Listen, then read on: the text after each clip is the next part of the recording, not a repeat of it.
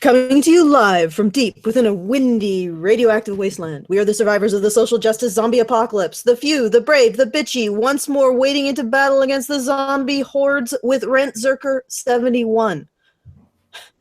Reasonable questions for anti-social justice warriors. I am your host, Allison Tiemann. I am joined by Dr. Randommer Cam and Teal Deer. You guys want to say hello?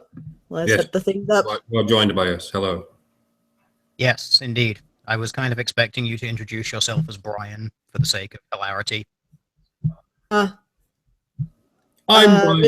Maybe I'm Brian pretending to be Allison. I'm Brian. We're all yeah. I'm gonna be Brian for everyone today, and yeah. Well, I'll just let that awkward pause just sort of spiral out of control as I attempt to find the things and bring you the things. Okay, there we go. All right, we're good. Shall we start? You realize that we're starting at 6:15, right? Let's cue that up.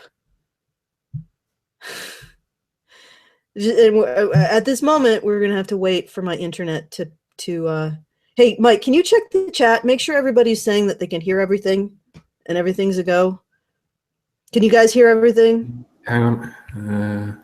Chat seems to be largely fine. Apparently, Brian has ascended to... He is now a state of mind, not a mere person. So I assume he's identified as some sort of metaphysical being that can surround us and penetrate us at his will, making him the ultimate incarnation of the patriarchy. Way to go, Brian. Yeah, he's there in the magic. He's in the other room. It's like Nirvana for the patriarchy to ascend to that level of pure rapist, and Brian's done it. You could also say that he's become the Force, because that's sort of what it sounds like. He penetrates all. He touches all. You know, he's you know, it's the dark side of the Doge, I guess. Yeah, I know he's. Force isn't rape culture. I don't know what is. Yeah, actually, if all I can say is I've had Brian penetrating me for about a minute now, and it's been the best minute of my life. I need a cigarette. I don't know what to say to that. I think that people are I think I get the sense that we may be avoiding the actual. Yes, that's exactly what we're doing. This is an evasion tactic to not have to continue with this absolute nonsense. Staying right on point. Oh, God. Masturbating about being penetrated by Brian is an evasion tactic. Or preferable. But, I mean, penetrated in a metaphysical sense. And I assume masturbating in a metaphysical sense, too. Quite. All right, let's just begin. Really destroy video games. That doesn't make any sense. Okay, you guys can hear all that? You heard it okay? The chat can hear it? All right, good. I know that the frame rate goes down to about 1 a minute, and I apologize for that, but that's what we get in Canada, at least in a rural Canadian town. You might not be presenting properly. We can still just see the badger face. Oh, really? Yeah. Are you sure? Nobody can... everybody just... Nobody... let me double check the settings. No, I'm good on this. So people can only see the badger face. Oh, okay. I think I see what's going on here. We've got sort of an infinite regression. You see, this is what happens when we lose the Brian. Ridiculous shit like this. And unavoidable shit too. Okay, here we go. Here we go. Can you guys see it now? Are they saying they can see it? All right, good. Yeah, yes, we can see it. This is the thing now. All right. Discrimination. Nice little heading. Were there headings in the previous ones? There were, yes. They were just really inconsequential and no one really gave a fuck. They're trying to divvy these things up into some sort of segments, except they're all just the same passive-aggressive, smug, one-upsmanship, gotcha kind of bullshit no matter what they're doing, so it's kind of irrelevant to subtitle them.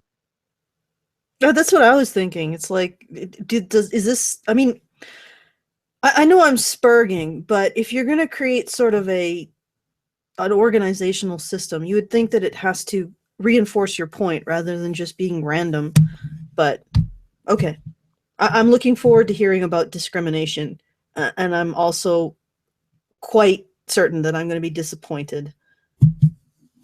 One of the major arguments that I see in many of your videos is that it is possible to separate criticism of the religion of Islam from the actual Muslim people. And yet, this line... Christy, are you sure you want us to do this? You absolutely sure you want us to do this? Because there's a distinct possibility, Christy, that if we do ask honest questions about Muslims, we'll get dogpiled by fuckneck sand feminist piss babies going, lol, you think women are privileged in Islam? You think women are in charge of Islamic countries and they make men wear body bags or something? And don't tell me what a straw man is like I'm a child. Oh my God. Straw man is. Now then, the honey badgers think men are the only oppressed ones and women are the only privileged ones. What kind of laughable nonsense is this? Shame, shame, your own spiteful, pathetic bigots. How dare you call me a sand feminist? It's such a straw man. Or is that what you want, Christy? Do you not give a shit about how much damage you cause to the men's rights movement as long as you get to live in a country where you can send your so-called loved ones to prison on a fucking whim? Sorry, that was irredeemable.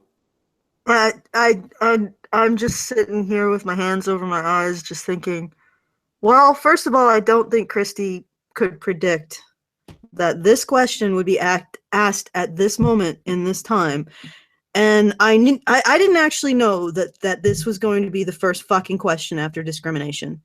Yeah, Christy, we have had this argument. I mean, what is she saying? She's saying that we should separate Muslims from their religion, or that you, well, let me go back.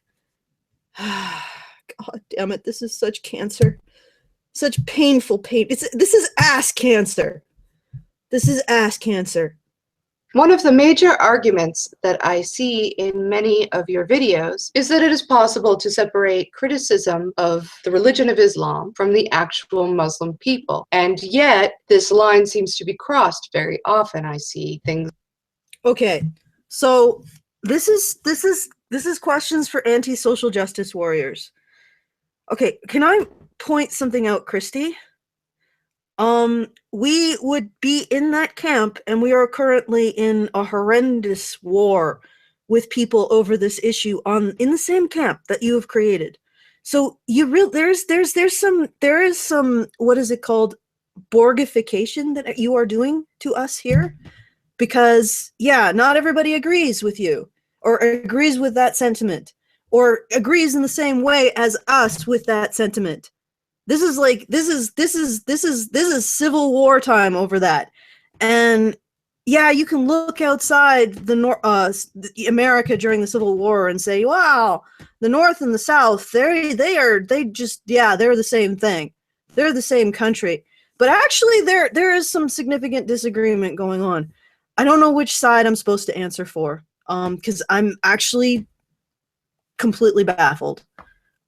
Yes, I think you can separate Muslims or Arabs. You can separate the racial segment from the religion. I'm at a loss. So I just don't think that the people who are currently arguing that I'm an Islam apologist need to answer for my beliefs, nor do I need to answer for their beliefs. So the question is moot. There is no universal answer to it from social justice warriors or anti-social justice warriors. Does anyone want to save me from myself here? Want to pipe up? Want to say anything? I can try. When you say Muslim people, separate them from Islam, well, no, they are Muslim by definition because they follow the religion of Islam. If you want to separate Arabs out from the faith of Islam, yes, you can do that because there are atheist Arabs, there are Jewish Arabs, there are Christian Arabs. Yeah, you can do that, but you can't separate Muslims from the thing that by definition makes them Muslim. It's an impossibility. Yeah, that's sort of where I was. That's why I said Arabs and not Muslims. I mean, it's sort of difficult to separate out the Islam from people who are Muslim because they believe in it, and they self-identify as believers in this faith.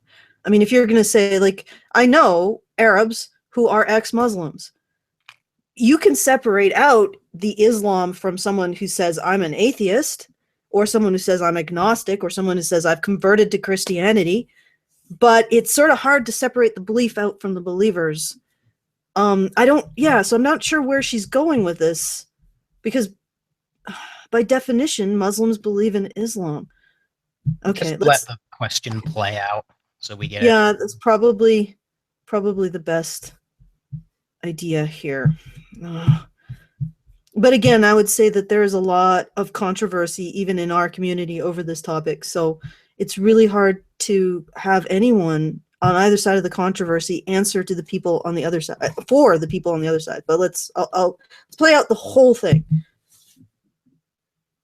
Okay. One of the major arguments that I see in many of your videos is that it is possible to separate criticism of the religion of Islam from the actual Muslim people. And yet, this line seems to be crossed very often. I see things like raghead or camel fucker or other things like that in your comment sections. I see people taking very serious shots at Muslims in videos and hangouts, and they don't get called out. At least not that I can see. So my question is this: why should a person of conscience who is concerned about the Muslim people and their community not being harmed or mistreated, why should they believe that you're actually only attempting to look at the ideas and talk about the ideas if you ignore bigotry that's occurring right in front of you? And in that light, would you be willing to break bread and salt with moderate Muslim people on your videos, have hangouts, invite them to your channels, just in order to build some bridges there and to learn more about what they think and how they feel and what their experience has been, so that information and knowledge can be furthered? Do you deny? I'm not responsible for what people post in my comment section. Also, you've just done a bit of a bait and switch, because you've talked about people saying camel fucker and raghead. Those aren't insults which are specifically in relation to Muslims. You can apply those to people who just wear that certain garb or are from that certain area. So you've kind of taken one, switched it with the other, and then said, why aren't you policing your comment section? That's a non-question. It's a non-point. And am I going to have Muslims and people like that on my channel? Not really, because it's not the main focus of what I do. So Okay. no. And also, Islam is a cancer on humanity, so I don't particularly care about hearing their justification for their bullshit. Okay. That's my stand on it. Feel free to disagree if you want, but No, I'm trying to compose my thoughts. First of all, by God, does she? I mean, she definitely just focuses on one stupid thing to say, but she certainly uses a lot of words to say it. The idea that people have to take responsibility for what's said in their comment section is, yes, it's stupid. Nobody, I don't moderate the comments. I think I've banned one person from Honey Badger Radio in 3 years. And mostly, sorry? Manhood Academy, by any chance? No, well, sometimes actually, no, wait. I guess that would be more than one person, since they have so many fucking sock puppets. But it's mostly because of just spam. So if you insist on spamming the same thing over and over again, we don't need to hear it the 25th billionth time unless you're ad and you're amusing. The comments on Honey Badger Radio are they're the people who watch us, but they're also the people who watch us and hate us. So why should we take responsibility for that when we don't moderate them? We allow you to express what you want. And furthermore, on our channel, we don't get a lot of camel fucker rhetoric. For whatever reason. It just doesn't really happen. I've never really used the word camel fucker or the phrase camel fucker. I think that you can certainly give some very piquant criticisms of Islam without ever resorting to such terms. And then furthermore, I think part of the problem that Christy Winters is encountering, and why she's saying that people are bigoted, she says she's concerned about Muslim communities and the violence visited upon them. Well, how many suicide bombers are going into Muslim communities, like Christian suicide bombers or atheist suicide bombers, and setting off bombs, or going into nightclubs and shooting gay people? Like, it goes both ways. And you can't divide out this idea of jihad from the Muslim faith. Yes, there are Muslim moderates, and I think they should be encouraged. And I think they should be encouraged to be hypocritical about their religion and just pick and choose and not choose the shit that says, kill the infidel. But why does this not go two ways? And this is the thing with the people who constantly talk about Islamophobia. They can't separate out the people from the belief system. They think any criticism of the belief system is a criticism of the people and thus racist. Well, the belief system includes a lot of incredibly aggressive rhetoric towards the enemy. And there are people in that belief system who have acted upon that incredibly aggressive rhetoric towards the enemy. And the people who they've acted upon have a right to be upset about it. We have a right, us heathens, us infidels, we have a right to be sort of a little pissed off that we're being targeted. And not just targeted by violent Muslims, but also targeted by the rhetoric itself. Your religion is shit. Like, the idea that you can go around just feel moral about hating on groups of people is just shit. Like, and not just groups of people defined by beliefs, but just groups of people defined by being what they are. And there's just all the West. There are a bunch of infidels you should get. Like, it's the rhetoric itself is harmful. The rhetoric itself is brutal. You don't even have to go into what it's inspiring. Being targeted for hate is ugly. And yes, Muslim communities are targeting Western secular democracies for hate. And we're supposed to just ignore that and just pretend it doesn't exist? It goes two ways, Christy, but you're probably the type of person who only thinks that racism goes one way or sexism goes one way, which is why we get these ideas that somehow Black people can't be racist, Asian people can't, and nobody but white people can be racist, and nobody but men can be sexist. Well, morality should be universal. So if it's bad to say, like, kill all Muslims, then it's bad to say kill all fucking infidels. And I'm pretty sure who started that particular shit spiral. All right. By the way, I'm done. I don't account suicide bombing to the phenomenon of towel wearing camel fucking, and I don't know anyone in my community who does. Now, is there anyone in your community, Christiosity, who accounts it to toxic masculinity? Because that's just as insulting.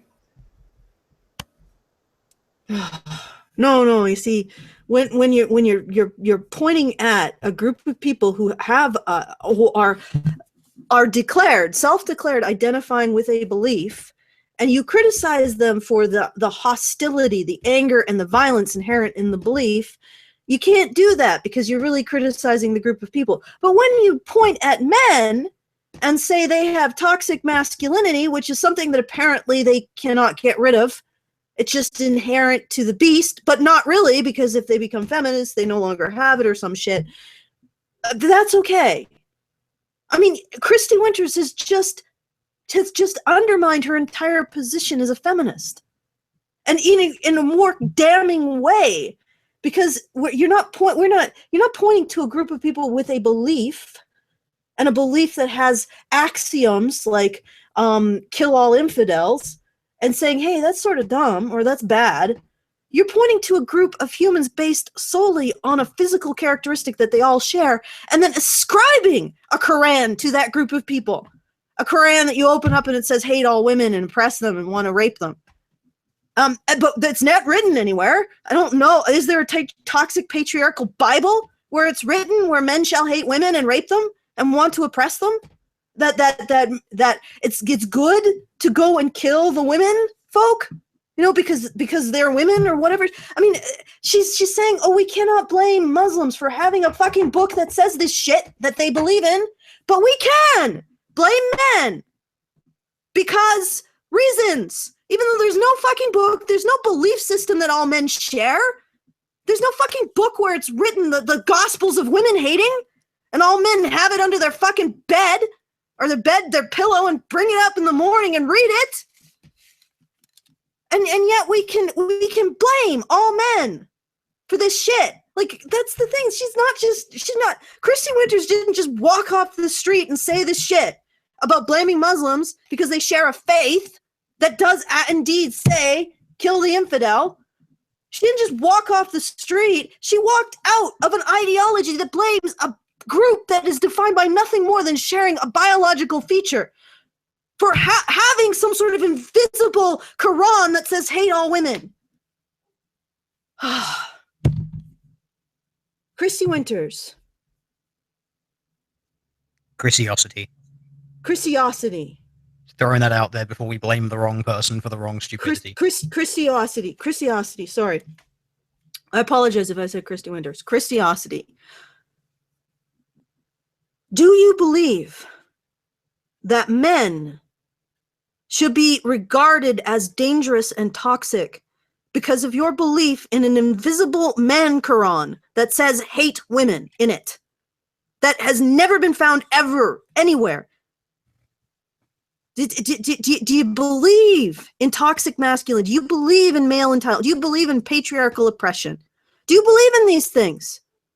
And you believe that all men are complicit in a system to oppress women, even though we have never found a single goddamn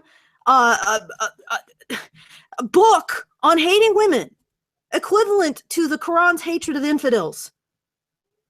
You know what? I don't even know if I'm making any fucking sense. I'm just fury with nowhere to go. All right. Shall we go on to the next one? Does anyone have anything else to add? No, I think it's all downhill from here. It'll be fine. Oh, I want to die. Not that systemic racism against Black people is like a thing in general. If so, what? Okay, just step up. Just cover your ears for a second and let the smart people talk. If not, why is it so much more important to you to demonize groups like Black Lives Matter than to actually use your platforms to discuss actual solutions to issues surrounding race and racism? Okay, you're a feminist. I officially revoke your right to talk about anything that affects men more, Black men more, anything. And now that I've revoked your right to talk about anything that affects Black men more, or primarily, such as sentencing gap, such as police brutality, such as poverty and loss of family and children. Now that I've revoked your right to talk about any of those things that affect Black men more, tell me, what are the discriminations that you can actually talk about in the Black community if you take out everything that's men's rights related? What discriminations are left? You're a feminist, so you deny the discriminations against men. So take out all of the discriminations against men in your platform and tell me what's left to talk about. Anyone want to try on the panel? Black women go to jail slightly more than white women. Women's issue. Less than white men, though. Something about the higher rates at which Black women are likely to suffer from obesity and STDs? Maybe? I think you might have something about how white women, like this individual, smug individual, are seen as more beautiful than Black women. But then you'd have to get into the whole feminist rhetoric about how the beauty ideal is harmful to women, even though it privileges white women over Black women, but by the definition, it must be harming white women more than Black women because it applies somehow to white women more than Black. I don't fucking know. Anyway, but I'd like to know. And since I can't get an answer from Teal Deer or Mike, because possibly their brains don't pretzelize like that, can anybody in the comments explain to me what's left as a Black issue when you take away all the men's rights issues? And explain to me how the fuck a feminist could be possibly posturing over these issues when you take everything related to men's rights, unlawful imprisonment, like imprisonment based on false or misled accusations, This is, if you take that out, that is a men's rights issue. You take that out, that's another part of this Black Lives Matters platform that's gone. So take all of that out. Take all of the men's issues out of the Black Lives Matter platform and tell me what the fuck is left and why a feminist is standing on his fucking high or sitting on his high horse and telling me, a men's rights activist, that we don't deal with black issues. We just don't deal with them exclusively. Like, we don't deal with them like, oh yeah, let's separate black men out from issues that men, as all men face, almost equally. We just don't separate black men out of the group men. And this is what's so fucking annoying, is you talk to these people and we'll talk about things like lynching in the past, and they'll say, well, that's not a man's issue, it's a black issue. And I'm like, you just said that black men aren't men. Because they are. Last time I checked. Oh, you're the ones who aren't racist. Okay, fair enough. You know, and also 1/3 of lynching was poor or otherwise disenfranchised white men. This is a man's issue. This is a historical men's issue. Anyway, put it out to the comments. Tell me what's left of the black rights platform when you get rid of men's rights. Just saying. Oh, that guy T says licensing for low skill trades is kind of harmful to black women. Cosmetology. Okay, so I guess that's a thing. I don't, hair weaves. Not enough buggies for black women. In the comments, just think about it, because I guess this needs time to percolate. Take out all of the men's rights issues from the black racist platform, or the black rights platform, and tell me what's left. And then tell me how it is that a feminist who by definition is not interested in men's rights, how they are the ones who are somehow posturing over racism, even though their belief is anyway. Okay, another way to look at this is, if all the men's rights issues that we talk about were dealt with, were resolved, how many things would be left for Black Lives Matter to talk about? Unlawful incarceration would be gone. Prison sentencing gaps in prison would be gone. Driving while male would be gone. Police brutality, gone. You tell me what's left. Anyway, shall we continue? Unless you guys have something else to add. I feel like I'm monopolizing everything. Yeah, okay. First of all, fuck you with your cover your ears and let the smart people talk. That's just some bullshit stuff right there.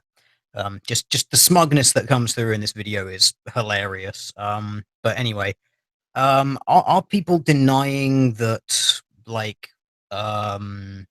systemic racism is a thing? No, when it comes hypothetically. I don't think anyone would deny that racial systemic racism could exist. I don't think anyone would be so stupid as to say that it is impossible for such a system to exist. We know that it can because it has happened before. What people are saying is that it's not happening now. And that's kind of a different thing. As I've mentioned this before, actually, on my channel, when you go from something which does have systemic racism to a case that doesn't, there will be disadvantage and problems that come from transitioning from one to the other.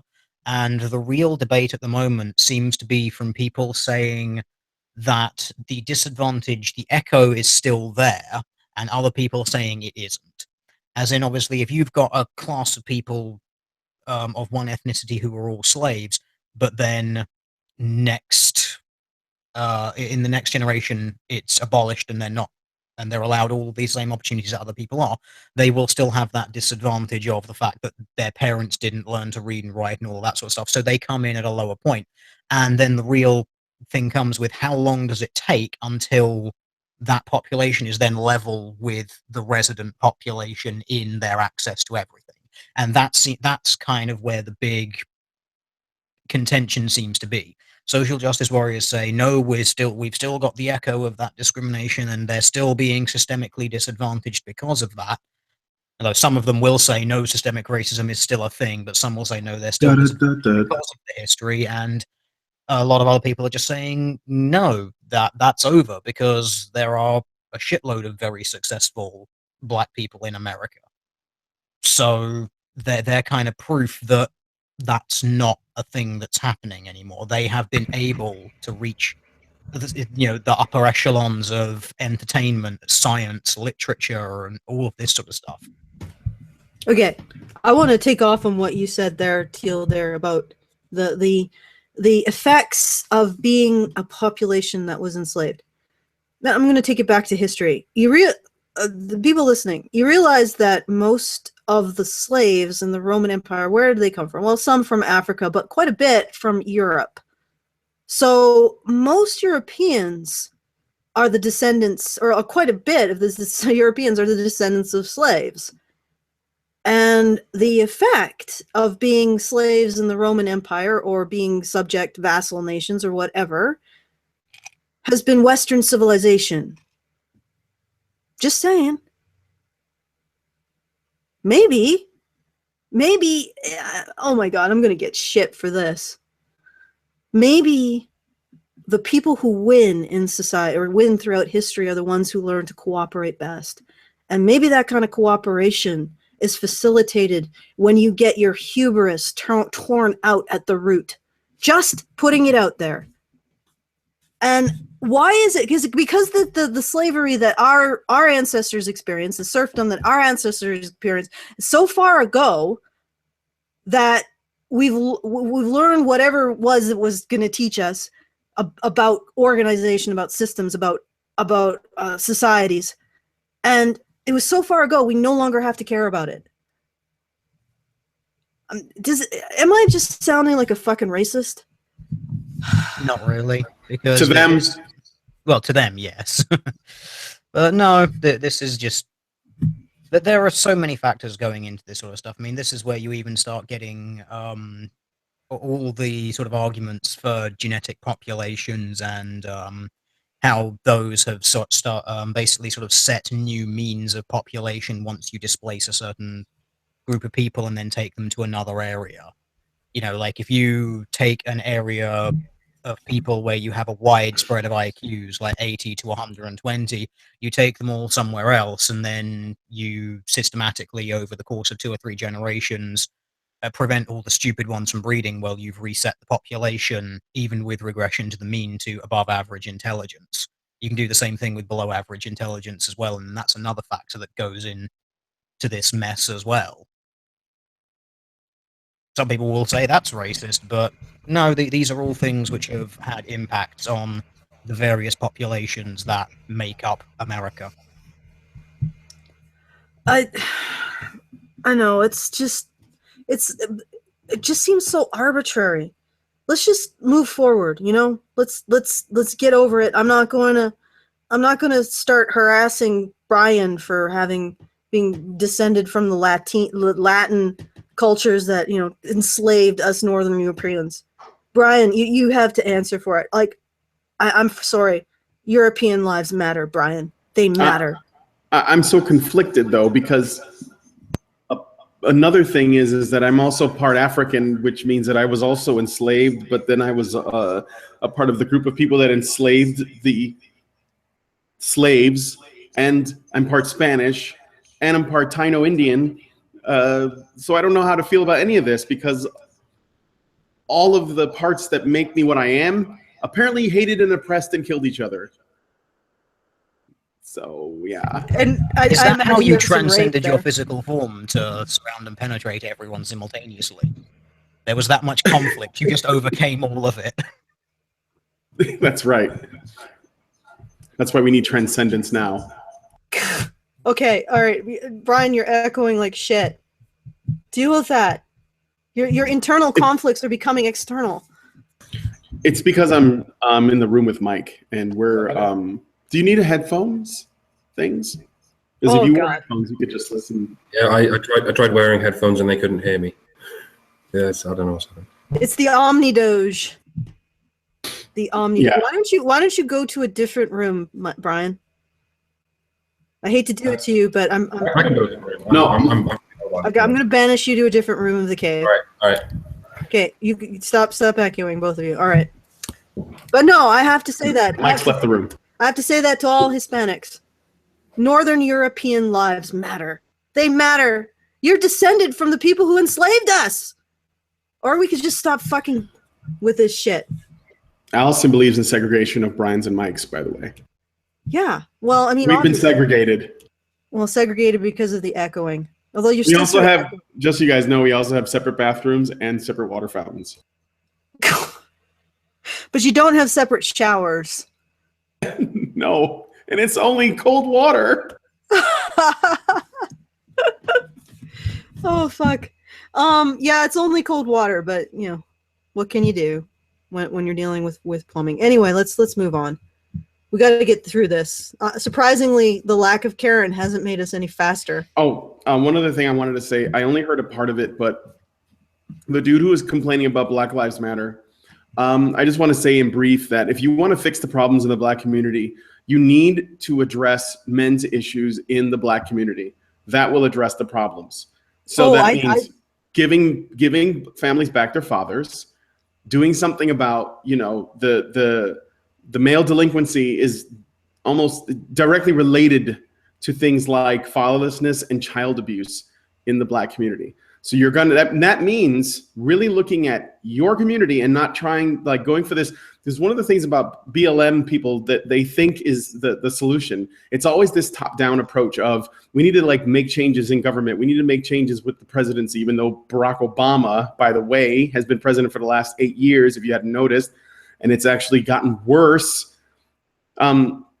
That's not the answer. The answer is to take a good hard look at what is wrong, what is the cancer in the community itself, in the Black community. What are the problems with that, and address those. And then you will have higher standards of what kind of education you want, what kind of families you want, what kind of goals you should set, how to treat each other within the community itself, and so on. And those, I'm afraid, are men's issues primarily. That's my opinion anyway. Okay, I did actually reference that. I asked them, if you take out all of the feminists who are saying, "Oh, why are you guys so racist?" If you take out all of the issues from the Black civil rights platform that are men's issues, what do you have left? Nothing, or near nothing. So let's continue. Oh, look, Bering's in the stream. Hi, Bering. Yes, it's these cunts again. Unfortunately, what happened was we started this, and then the whole red pill train just derailed everything. And then the Badger Cave train went and just destroyed what was left. And now we're back, dealing with it at the tail end, and nobody gives a shit about it anymore. Because the real big thing now is how the honey badgers are Islam apologists, and we're destroying the men's rights community. And it's a civil war. All right, let's continue. Just have to get to it. There we go. Okay, can you guys hear this? Discussed or done a video about black on black crime. When are you going to do a video about white on white crime and what we as white people can do to solve the problems in our community? Oh, fuck off, Christy. There is no comparison between black on black crime and white on white crime. You're just asking for that out of a sense of a need for parity, where there is no parity. You can look at white on white crime, white on black crime, black on white crime, and black on black crime, and you will see massive differences that will tell you there is clearly an area that needs more attention than another area. So no, fuck off. Yeah. Okay, Tildeer, I'm sorry. Yeah, no, that's completely what I'm going to go down as well, the same tangent. It's the reason that black on black crime is brought up is in the context of movements like Black Lives Matter, where it's like 90-something% of like black people are killed by other black people. That's why it's being brought up. It's because it's, more white racist people. Well, no, it's black on black is kind of the problem. And I suppose this also leads into the feminist bullshit. They love to do the not as bad fallacy nonsense. They like to do that, just because, people are being tortured and mutilated and enslaved in the Middle East, that doesn't mean the air conditioning isn't a problem in the West. You know, it's the bullshit way of avoiding the concept of prioritizing. Some things are worse than others, and some things need more legitimate concern and attention in the immediate than others. And black on black crime in America is one of those, because it is such a disproportionate amount compared to the population, which means there is something going on about that population that makes them more prone to criminality.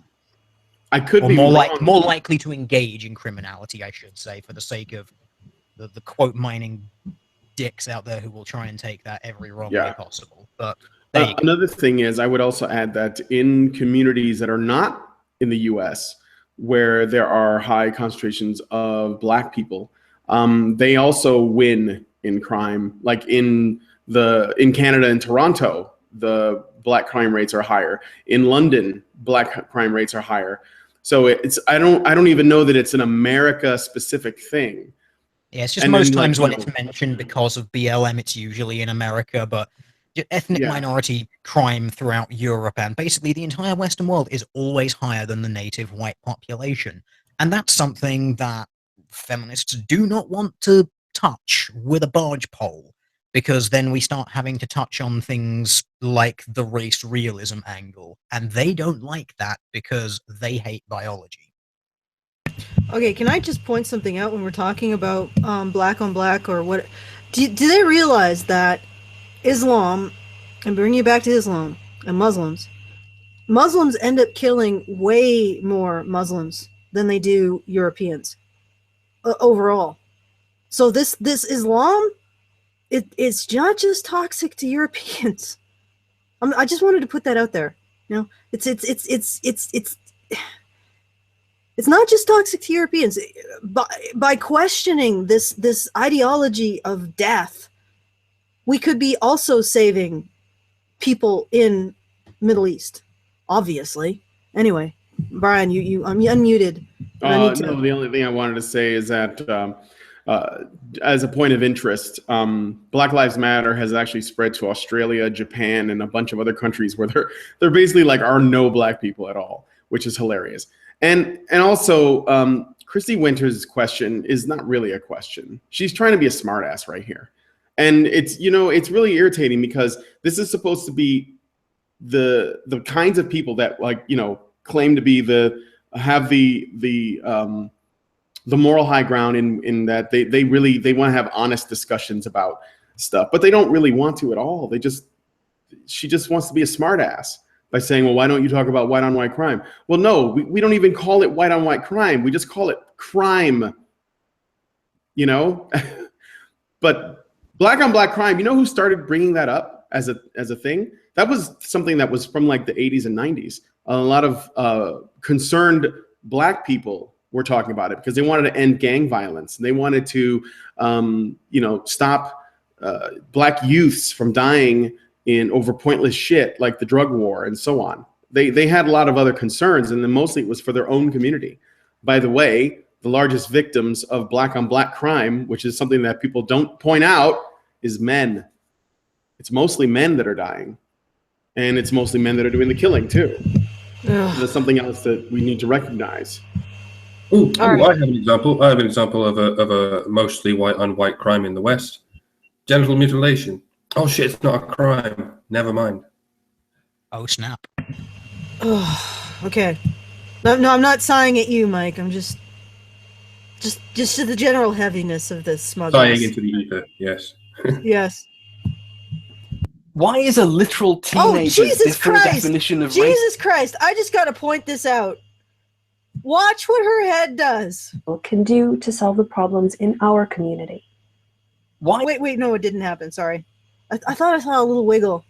Okay, I apologize. Let's move on. Why is a literal teenager's different definition of racism from you so horrifying that you all have to go, no, we have to stop him. We've got to debunk him now. Ah! Wherever did you? Can I answer that? Yes. Because wrong is wrong. That's why. Okay, speaking of wrong is wrong. When someone spreads misinformation, it should be called out. I don't care how young they are. you're trying to make this statement that because this person is young, they should simply be ignored. But no, when people are lying or spreading misinformation, they should be called out, no matter how old they are, no matter what. That's what I think. All right, your age is not a defense for your ignorance. And again, this guy is doing this bullshit thing, which I've seen in another video by someone else. I can't remember what it was. And they were like, oh, the entire whatever sphere of YouTube did something on this. And they put up photos of people who had never even addressed that person. And I remember that because I was in that, and I was like, I never said anything about this person because they're so obviously retarded, I don't even need to. And frankly, I don't care to. All right, speaking of what you just said. Was a self-applied identity. And if the only true racists are the racists who self-identify as racists, how can we ever expect to make any social progress to reduce racism? Or did I just answer my own question? We could marginalize the KKK. Oh, wait, we did that a bloody long time ago. Superman helped, I recall. How about we marginalize BLM? No, that would be racist. I just want to say that what Steve Shives is saying here is that if we can't point at anyone that we think is doing or saying racist shit and accuse them of being racists, how can we make progress against racism? So what Shives is, the argument he's making is that our ability to basically overcloud the issue with accusations of racism against anyone and everyone that we decided have done or said something racist, even if those people are not, by their own admission, racists, then we can't make progress. So we have to basically like just fill the air with accusations of racism in order to fight racism. No, that's stupid. Steve, that's stupid. I can call you a racist. In many ways, I think you are, because you think that only white people can be racist and that blacks can't be racist, which is in and of itself a racist statement. So we could start on that path if you like. I think that it's all about being able to ostracize as many people as possible. It's control. If you cannot control the entirety of the population, you have to restrict yourself to people who actually do what you say that they do.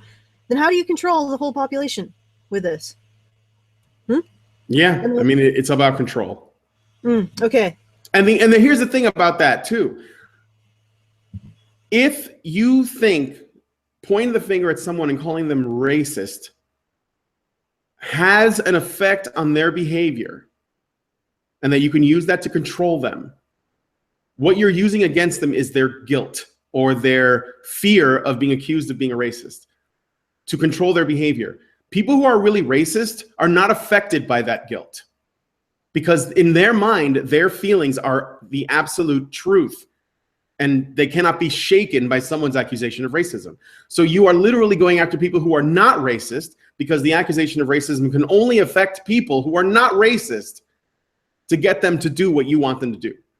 So you are just fucking with the definition of the word to the point where it doesn't mean anything because it only means now whatever I think is racist. It doesn't actually apply to racist because if you do it, if you use it on people that are not racists, then you will affect their behavior because they're going to try to change it so that they're not being called racist anymore because they're afraid of the stigma that comes with it. And the people who really are racist are not going to care. So yeah, Steve, what you're doing is pointless because it doesn't, you are literally accusing people who are not racist of being racist so you can control them, which doesn't do anything for anybody except for you. You often say that you are for equality of opportunity, but if people of color, for instance, have to overcome barriers whites do not, such as discrimination and... The primary benefit I had as a white child was a father. The end. You want to get rid of the primary barriers that black children face? Give them their fathers back. Unequal treatment, as are well documented in various studies, then how can the current situation be thought of as equal opportunity in any real way? And why do you consider it racist to discuss these issues? I don't consider it racist to discuss the issue of fatherlessness in black communities. Seriously, making a community, taking a community's fathers away is a way of subjugating that community. So historically, elite populations have done this. They've reserved marriage for themselves, or they've encouraged this kind of a lack of father investment in order to create a population that's easy to subjugate. You want the primary benefit that I had as a kid was having my dad to raise me. This is the primary benefit that black kids do not have. And you couldn't give a shit about that. Because, to be honest, Christiosity, your anti-maleness as a feminist is more important to uphold than you advocating for the real problems that black communities face, or solutions to the real problems that black communities face. You'd rather sacrifice 100 million black people to fatherlessness than question for a single second your absolute maximum that women deserve every choice and that men should just accommodate them, and that men are not needed as fathers, or not needed that men, the fact that children need fathers should supersede a woman's right to remove fathers from their children's lives. I'm just saying, you have a priority here, and it is not helping black communities. Does anyone want to add to that? Yeah, further to that, equal opportunity is a myth. You can never have complete equal opportunity. It's an impossibility. People simply do not start on objectively equal playing fields. That happens before you even begin socializing them. That's something you have to start accepting. You can get things as equal as you like, insofar as you can ensure that there are no barriers in regards to things that specifically state, if you are of this gender, or if you are of this race, if you are of this whatever, then you just can't even try. But you're still sort of making this, it's kind of a blank slate nonsense again. It's this, oh well, if only we just start people off on the same way, then everyone will have equal opportunities later on. No, they won't, because people are inherently not all equal. And if you want to start trying to enforce this, I mean, you're going to have to be so interventionist in people's lives. I mean, there's an interesting study I was reading not all that long ago, and it was about the effects of, again, parenting, actually, and it was about parents who read bedtime stories to their children. And it was demonstrated that children who receive 10 to 15 minutes of story time before bed every night basically get a massive benefit when it comes to going to school. Their literacy rates, their reading rates, their ability to pay attention is all so much better. Their socializing ability is better because they've had that, just that little bit extra one-on-one time with their parent. It doesn't matter which parent does it, as long as a parent does it. They get a massive boost to it. Now, if you want everyone to start off equal and all that shit, you've got to basically make sure that parents don't do as much as possible for their kids. You would have to bring everyone down to the lowest of the low. And I know that that's kind of the feminist agenda, because it's, you know, somewhat inherently Marxist like that. You want everyone to be as low as the lowest of the low. You want people to not have any sort of advantage given to them by their parents. You want them to not have any sort of benefit from the work of their parents, which is why you all oppose capitalism, coincidentally. These things are all very related like that. You know, you can't do it. Just accept it. People are not equal. And therefore, equality of opportunity is a myth. There is only so much we can do, and from that, patterns will arise, and you have to accept those patterns. Okay. I'm going to accept the patterns. Do you understand basic English syntax? Like, you know, if I say this cat is pretty, I don't mean that all other cats aren't pretty. Like, do you really not get why saying all lives matter in response to Black Lives Matter is not only racially insensitive, but just patently ridiculous? It's not racially insensitive. The opposite is racially insensitive. I All you mean, need to do to turn Black Lives Matter into something not racist is to say Black Lives Matter as well. Stick that one extra word on the back of it, and then there won't really be as many problems with it. except that Black Lives Matter was built on a lie anyways. Yes. It came out of a bullshit situation, and the people that perpetuate it don't really care that it came out of bullshit. And so because it's like a movement born out of a lie. And then people who point out that it's born out of a lie, a lot of the things they use to counteract it is the phrase white lives, or not white lives, but all lives matter, or blue lives matter, as it were. Yeah. But he thinks it's racially insensitive, despite the fact that there are people using the Black Lives Matter mantra to burn down cities, set people on fire, beat up dudes in parking lots for no fucking reason. Get him! Yeah. He what? Okay, Get him! Okay, I'm just gonna do what I did before. I revoke your right. Black Lives Matter. I revoke your right. Since you're a feminist movement, I revoke your rights to talk about anything that's a men's issue, that it primarily faces men over women. And you can't talk about it. So sorry, police brutality. You can't talk about that. Sorry. That's right. Extended prison sentence. You can't talk about that. You can't talk about that in the feminist framework. If it's an issue that a feminist would tell me as a men's rights activist, doesn't matter, doesn't have to be addressed, is irrelevant, or actually proves that women really are more oppressed. If I said something like the prison gap, the gap in prison sentencing, and a feminist would say to me, that's really misogynies. Well, then I'm afraid, Black Lives Matter people, it's really against white people. The gap in prison sentencing, it's because the prison system doesn't treat white agency with respect, you see. Okay, so anything that if I said would present it as a men's issues because it affects men more than women, and feminists would say that's not important or would say that's less important, you don't get to use in your Black Lives Matter platform. So no police brutality, no sentencing gap, no false imprisonment, none of that.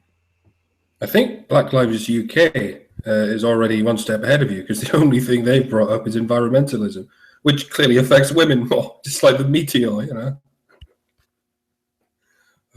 Oh God! All right, let's see this. You know what? This is like the discrimination section just really sucks. Isn't it offensive to men to assume that a man could only ever want equality for women and therefore be comfortable with feminism as a whole in order to get laid? Well, I don't assume that. I just think that you want to maintain a mythology of omnipotence as a man. How's that? Is that better? Is that better, me like looking into your head and saying to you why you are a feminist? Because if anyone ever says this to you, just ask them, well, why are some gay men feminists? And they'll go, yeah, I know some gay men are feminists. I'm not making a point. I'm just insulting you. That's always what it is. Yeah, it's an insult. It's not an argument. But I do notice that feminism perpetuates a belief about the genders that is very comfortably traditional. The idea that men have all the power and women are all the victims.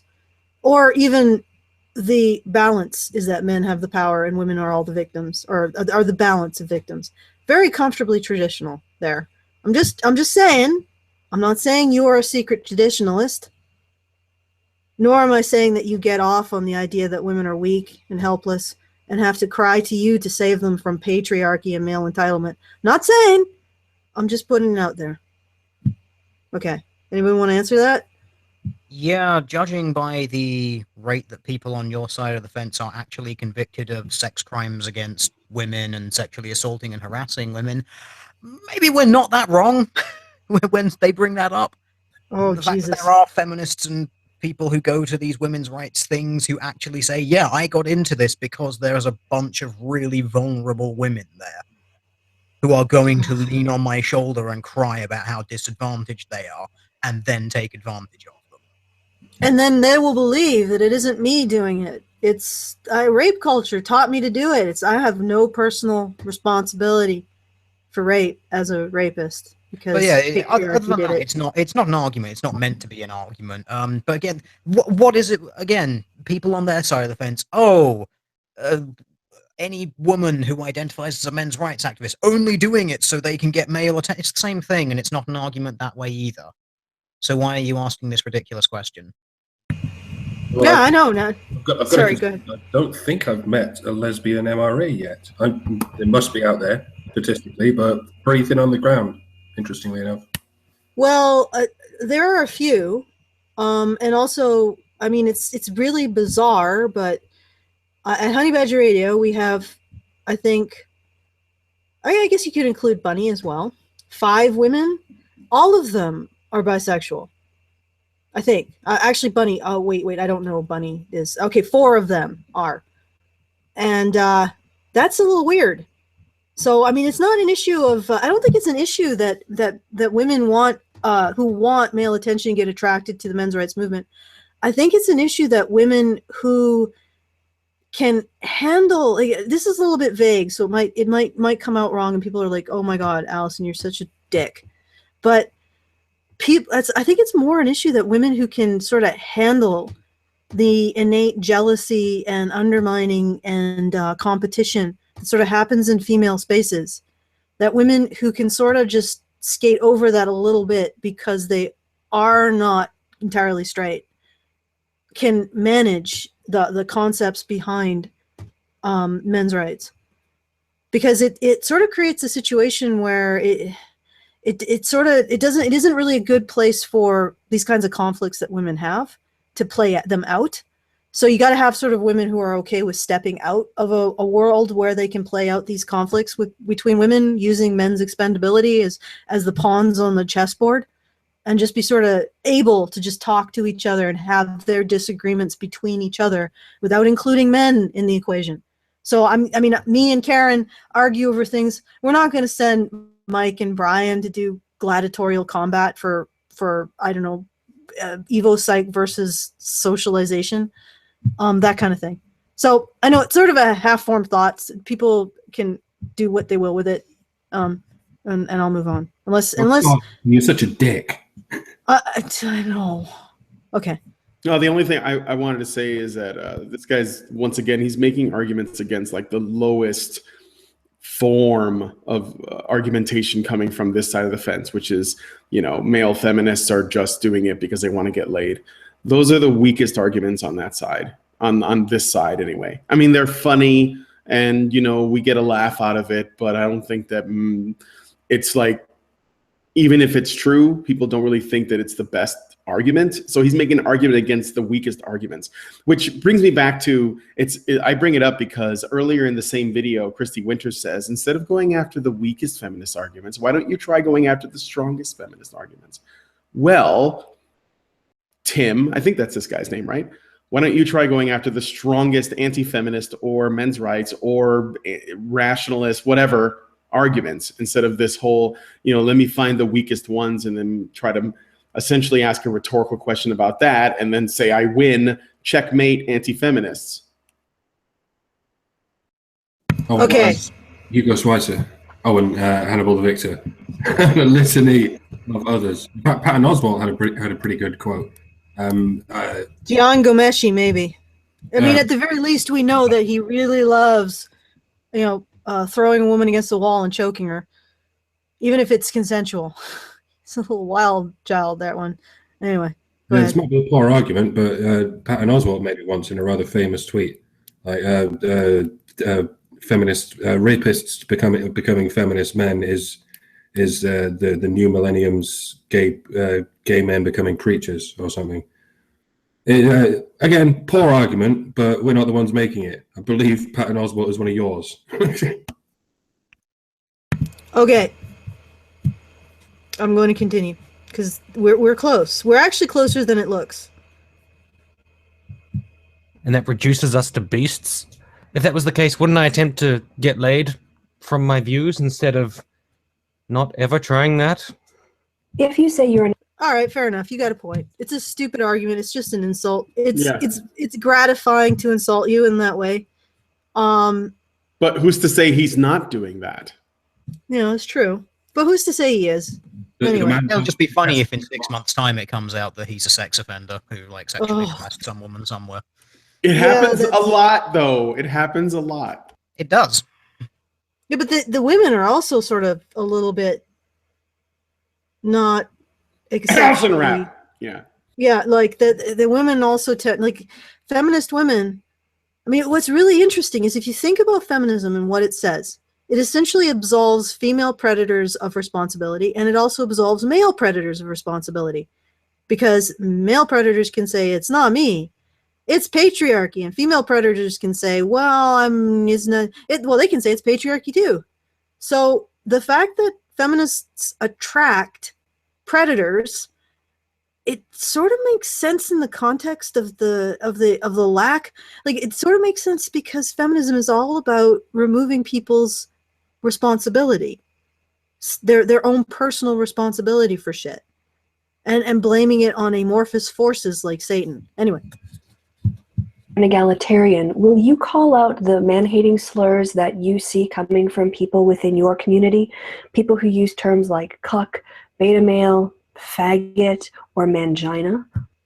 I think I'm going to allow Milo to use the word faggot. I mean, personally, I don't use those words. I do call them out, but it's sort of like an issue of, I don't know, policing language sort of sucks. Yeah. You know what? I'd rather call out the man-hating itself rather than the slurs associated with it, because the words that's aren't the point, are they? I don't know. Go ahead. Is there a term for somebody who just likes the way certain words sound and they just want to use them for the sound they make? Like they just have an appeal, like the word faggot just rolls off the tongue, sounds really funny. It's just onomatopoeic or something.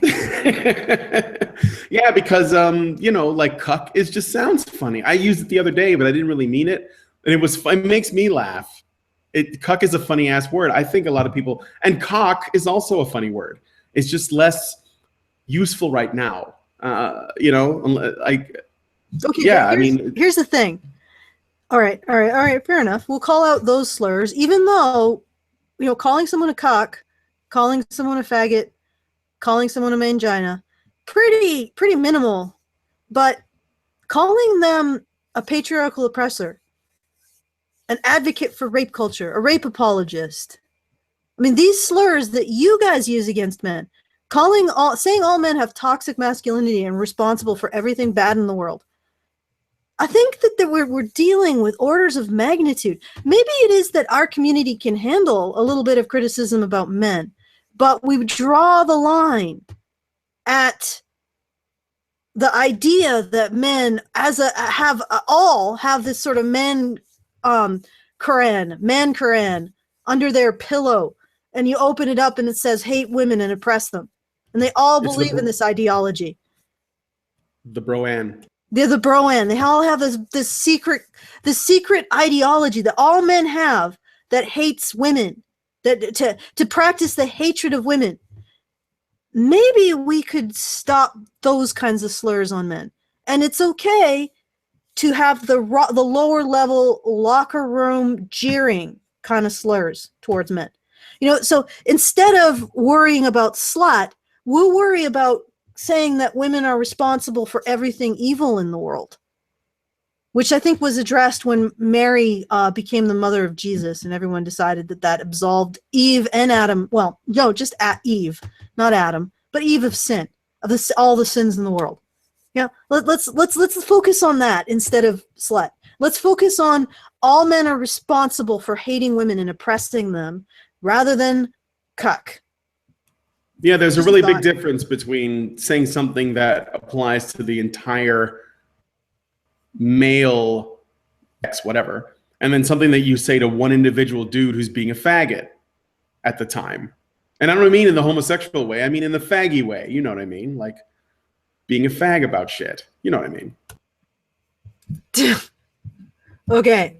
Let's not be a fag about getting through this. But look, these words aren't being used as arguments. They're just people insulting people, or people being edgy, or people doing things just to get a rise out of people. They're not being said in any way remotely seriously. So, Christy, Yeah.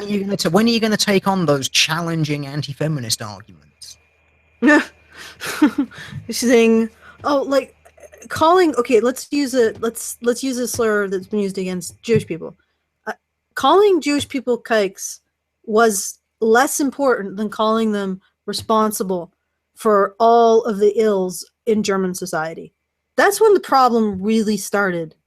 You know, calling men cocks, not so much. Yeah, it's insulting, it's upsetting, yeah, whatever. It's locker room jeering. It's when you step back and you start to say, oh, well, men are responsible for all the problems that women have. That's when it starts to get a little, the slurs become metastasized into violent. Okay. All of these things basically distill men down into thinking that the most important thing about them is to be having sex with a woman. Whereas the most important thing about a man is to be obeying a woman's moral imperatives, apparently. That's rather offensive. So what? Well, I mean, men like focusing on having sex with women have gotten us this fucking far, hasn't it? I mean, I think you'll that be complaining a lot if men stop focusing on how much they want to have sex with women. Oh wait, you're already doing that, aren't you? Yes. It's not like you're making videos in support of MGTOW, who has literally said maybe sex with a woman is not the most important thing in my life. Or that I don't want to pursue it. I don't want to pursue women at all. Yeah. And that you don't actually stigmatize when men don't express desire and interest in women. When straight men do not express desire and interest in certain groups of women. You don't stigmatize that by calling it, oh, what is it? Fat phobia? Fat shaming? Thin privilege? The beauty ideal? Like, you guys stigmatize a lack of desire in men when you consider it to be inappropriate for whatever reason. Okay. What are you doing to stop this kind of behavior in your community? Nothing, because I don't care. Yeah, I don't like. To me, the locker room talk is sort of trivial. Yeah, I'm going after. Stopping behavior is for parents and teachers and SJWs. Well, stopping. Okay, the locker room talk. You know, I could say, hey, cuck is insulting a man for his wife's infidelity. How does he have control? But you know, I can analyze it. But I'm not going to stop people from saying it. I would like to stop the government from funding campaigns, anti-male campaigns that are casting men as responsible for things they can't possibly be responsible for, like violence against women, rape, all of this shit, which is incredibly. These campaigns are dangerous and toxic. I'd like to stop that. People calling each other cocks, minimal. I think it is minimal impact on the scheme of things. What is the number of followers, the number of likes, the number of dislikes, the number of retweets, the number of subscribers, any of those numbers, any of those metrics? What have they got to do with the argument? Deepak Chopra, for example, a man who trots out an endless stream of pseudoscientific quantum woo bollocks, has nearly 3 million followers. I don't understand the argument here. You also do this, except whereas Deepak Chopra's followers probably realize they can't create a fucking government based on what he's saying. People think they can make a government based on the unscientific bullshit that comes out of feminist academia. They can make government decisions based on it. As far as I'm concerned, until the Deepak Chopra and his followers start saying, well, government needs to make policies based on blah, blah, blah, they are nowhere near the problem that you are. That's just my own opinion. I don't know, I'm not speaking for the rest of the panel. Just saying. Anyway. I don't know what Mr. Moriarty is arguing here either, because most of the people on the feminist side of the fence have far more subscribers and followers and retweets and all that shit coming out than we do. Even though our views come from a lot of data and citations and facts and things that we're drawing from, logic and reason and evidence, they're still not popular opinions because people have a really hard time dealing with them. Cassie J, who made the red pill, it took her 2 years to come to the conclusion that she didn't, well, I don't want to say anything else. It took her 2 years to come to the ultimate conclusion that she did by the end of the documentary. It was a very difficult process for her. And that's just one person. But the popularity of her film, which I think it's going to be very difficult for that film to become popular because there's going to be an initial knee-jerk reaction to resist the information that's in it. That does not reflect on whether or not she has good ideas, which is what you're arguing, Moriarty. You're saying that just because an opinion has a lot of popularity doesn't necessarily mean that it's true. Well, that's exactly what we're arguing. Yeah. That's the position we're coming from. Okay, but maybe he's going to give us a curveball just towards the end of this. He does. Towards So the end, what? he gives Those people. in a different clip, but he says something about academics should be able to express unpopular ideas. And yeah, we express ideas that were very unpopular 3 years ago, and now they're getting more popular. So either we have unpopular ideas and that's not good enough, or we have popular ideas and that's not good enough either. Well, I sense a common theme here, but let's listen to the whole thing he says. What is the number of followers, the number of likes, the number of dislikes, the number of retweets, the number of subscribers, any of those numbers, any of those metrics? What have they got to do with the argument? Deepak Chopra, for example, a man who trots out an endless stream of pseudoscientific quantum woo bollocks, has nearly 3 million followers. So what? Those people follow him because he tells them what they want to hear. Why even mention the number of followers you have? What difference does it make? Why is Are you feeling a little bit salty for some reason? I think he might be. I mean, I've never used the number of subscribers or views that I have to justify a viewpoint that I have. I bring as much evidence as I can to the table in the form of academic papers, survey results, meta-analyses of other studies. I don't need to fall back on this sort of shit. In fact, I don't recall a time I've seen anyone really use that in a video. That the only time I've seen people mention that shit is in comment sections, where it's like, oh, this person's got more subscribers than you, therefore they must be right. And I think the only time I've experienced that was when someone tried to tell me that Onision must be right because he has more subscribers than me. Idiots are going to make idiotic arguments. I've yet to see content creators try and pull this against the feminist channels, like, oh, I've got more subscribers than you, therefore I'm right. It just doesn't really happen. Not that I've seen. I'd be intrigued to know if he can point out any examples where someone's tried that. But let's turn this around. Feminists and social justice warriors constantly use that. They constantly talk to people on the anti-feminist, anti-social justice side and say, you've got so many more subscribers than me. Whenever you make a response to a video, we get dogpiled and chased off the internet. So they're the ones who bring that shit up so much more.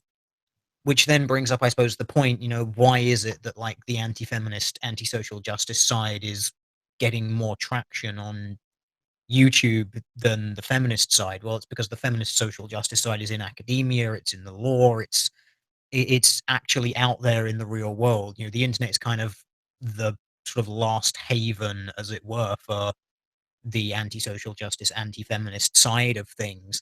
And it's gaining a lot of traction. I mean, it's rapidly becoming kind of the flavor of the month on the YouTubes. I mean, there's channels popping up every few days, starting doing it. I don't think a single month goes by where I don't get at least 2 or 3 people messaging me saying, hey, I'm starting a channel doing the same thing that you're doing. You can click on so many of them, go watch their oldest videos. So many of them are less than 12 months old. It's because it's sort of a growing thing, because this is the last place where you can still talk about it. So that might tell you something. that this is like the only place where people feel they can still talk about this sort of shit, and that's why they all gravitate here. It's an unfortunate thing that when you've got that many people sort of on the internet, yes, some of them do spill out and then attack the feminist side. Yeah, that's a very unfortunate thing that does happen, but content creators have no control over that. And the feminists and social justice warriors need to stop using the number disparity as a justification for crying harassment. All right. I just find that one baffling. Is it that you go on and fucking on about safe spaces and trigger warnings and delicate little flowers, but continue to hide behind your cartoon avatars and your childish pseudonyms? And whenever anyone calls you out on your sexist, racist, homophobic, bigoted rhetoric, you become the argument of your own scorn and are hashtag triggered, as they say. My name's Michael Stevenson. I live in London. Come get me, bitch. Yeah, that seems to be most people's response to this, is just show their face and say, yeah, that this is me. What are you going to do about it? This is a non-argument, really. It's kind of a twofold thing. It's, first of all, people don't really get triggered when you throw these accusations at them. People just resent being accused of crimes that they're not committing. Because, you know, in somewhere like the UK, if you're accusing someone of actual racism, you know, as in incitement to racial hatred, you are being accused of committing a crime. And people might resent that a little bit. You know, it's also kind of the thought-terminating cliche of, oh, well, you're this thing, therefore no one has to listen to you. It goes back to what they were saying earlier about, oh, we're just going to label you right-wing and then that's it. We don't have to deal with you anymore. As for, I love how he loaded the questions where it's like, you're hiding. It's, no, people aren't hiding. See, they have to try and read in this level of cowardice to it that isn't there. I suppose I'd like to sort of go down two routes here. First of all, some people do it simply because they don't have a camera to film themselves. So they use an image. That's why there are feminists in your own video who are using still images. It's just easier that way for people who don't have access to cameras. And what I fucking love, again, I've scrolled through comment sections on feminist channels, and the number of people in there who will go down the visual shaming route of, oh, they just have this still image up because they're so ugly they can't show their face. No, some people just don't have cameras. And also, some people aren't narcissistic enough to have to stick their face up on the internet. Also, it gives us a very, very good point of anonymity. It means that you must address what is being said. It means when someone on your side does the, you're just a straight white male, the instant response is, how do you know? Because none of those facts are in any way referenced. So it demonstrates the thought-terminating cliches that are then being thrown at them in that capacity. And then, let's go even further with this. The reason that so many of the content creators who used to use avatars now don't is because feminists and social justice warriors fucking doxed them. Or threatened to dox them. People like Sargon, people like Monday Matt, people like Armored Skeptic. Sometimes they don't use avatars anymore because they were doxed by feminists. So that's why some people will choose to do this.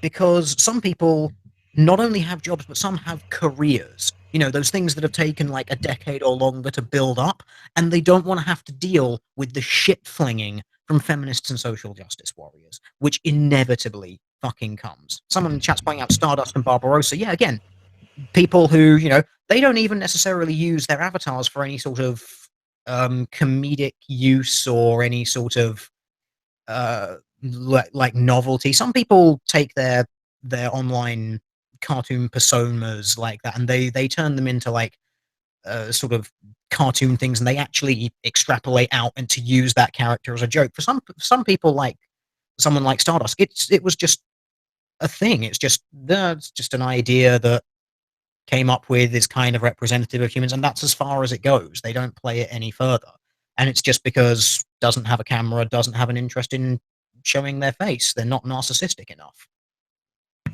Yeah, Rollins didn't say a single thing in this video that can't equally or more greatly be said about his own kind. And this particular question, by the way, really came to a head during Gamergate, because it was these poor women, Anita Sarkeesian and Brianna Wu, have to go into hiding, and they can't, because of all these evil online trolls who refuse to show their faces. So we can no punish them. understanding of the fucking irony there. No, it's a lot of the time. I mean, I can understand why people keep anonymous, because we live in a climate where these individuals can make accusations, like Tilde was saying, that lose people's jobs and their careers. It's not everyone who's as freaking, I don't know what I am, what we are at Honey Badger Radio, just blockheaded enough to go this route. Blockheaded? And, well, what is the determined? Stubborn? Stubborn? Yeah, okay. Blockhead. That's a better way. That's the politic way of saying it. We're stubborn enough to be willing to wade these waters. Not everybody is. Some people just don't want to have to deal with this 24/7. They want their life to be separate from dealing with this. I know. I was like, I mean, 4 years ago. Somebody's got to take these risks. Yeah. No. And I don't think that it's necessarily like I'm not trying to like kiss my own ass. I just think that it depends on how little you have to lose.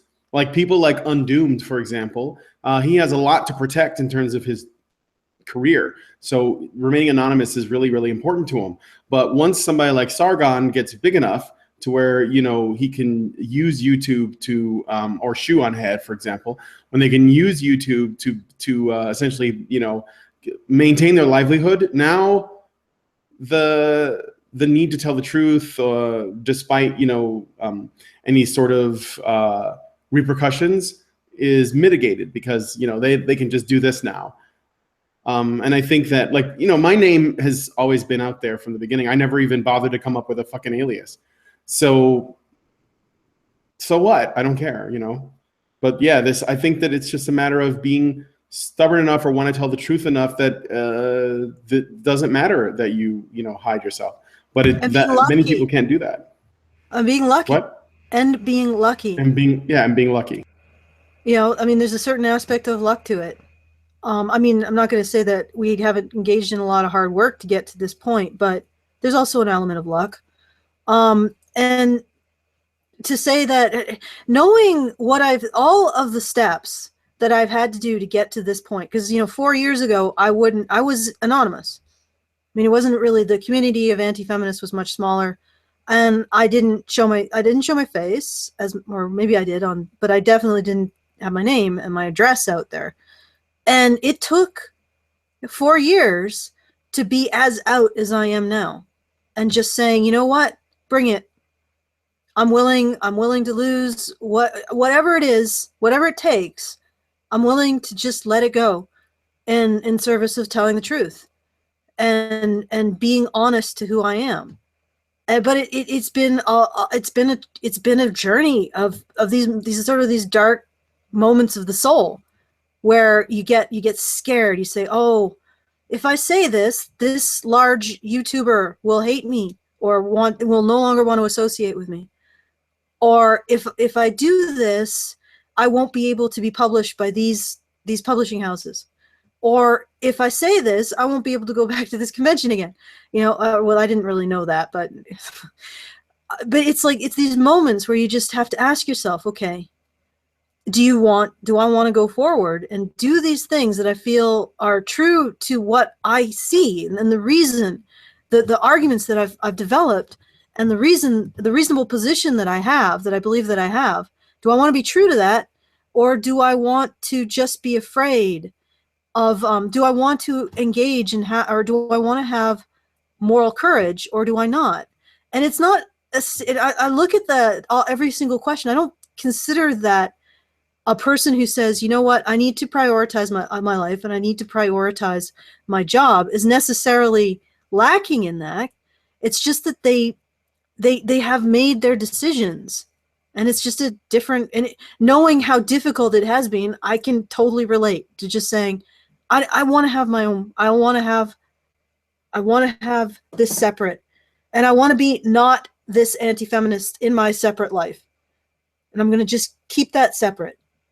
Because when you integrate that, it does become this endless trial of, are you going to be afraid? Are you going to stand up and say this despite what the possible consequences, or are you going to just not? And it's hard. It's not an easy life.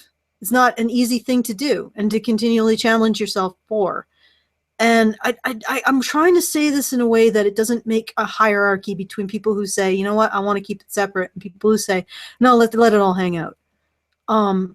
Because I think in some ways both are essential.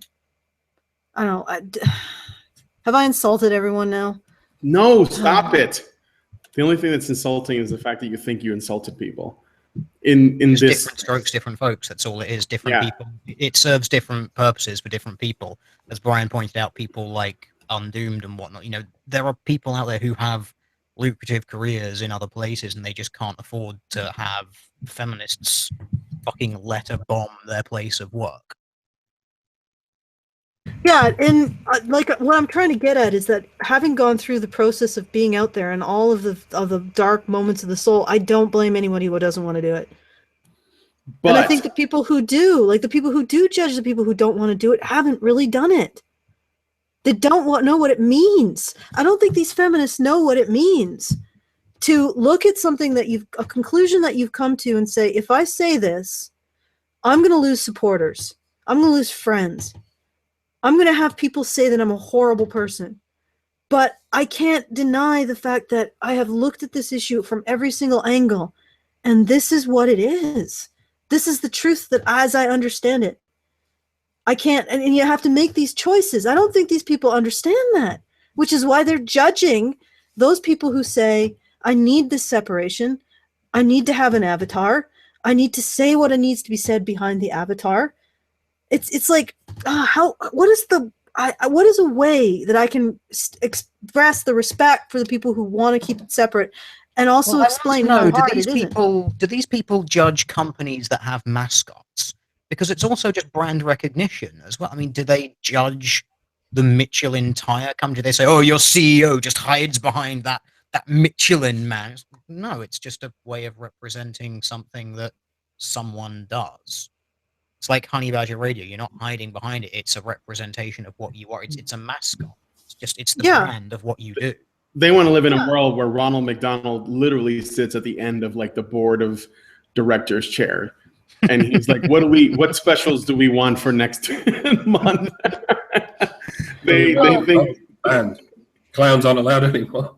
He's the scariest one of all, isn't he? You know, I think this is what it is. If these individuals here making these accusations, NC Clark was like, these people, okay, well, I don't know how else to refer to them.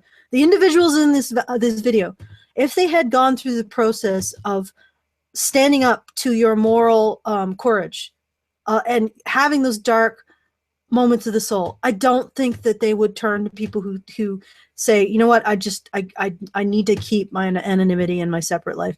I don't think they would turn to those people and judge them, because they would know how hard it is. And that's all I have to say. I don't think you guys understand it.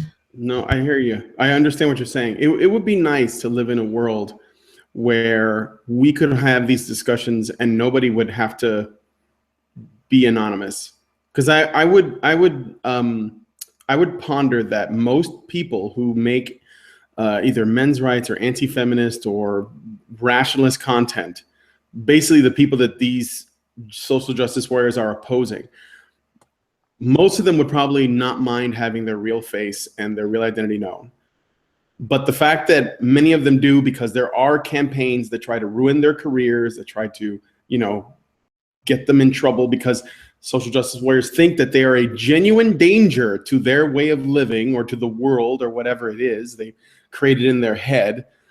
The fact that we have some people that hide, well, I wouldn't say hide, but that make use of anonymity because they need to in order to speak truth to power, as it were, it says something. So they actually, in whether they mean to do so or not, it's useful because you have the people who are willing to, either because they have nothing that can be exploited, or they're willing to take the risk, or they're lucky that just put their name out there, you know, like many of us. I think all the honey badgers, none of them are well, anonymous. Buddy Blackwell, if we consider. Yeah, if I don't know if she consider her wants to a be honey considered a badger, though. So. She's a honey bunny badger.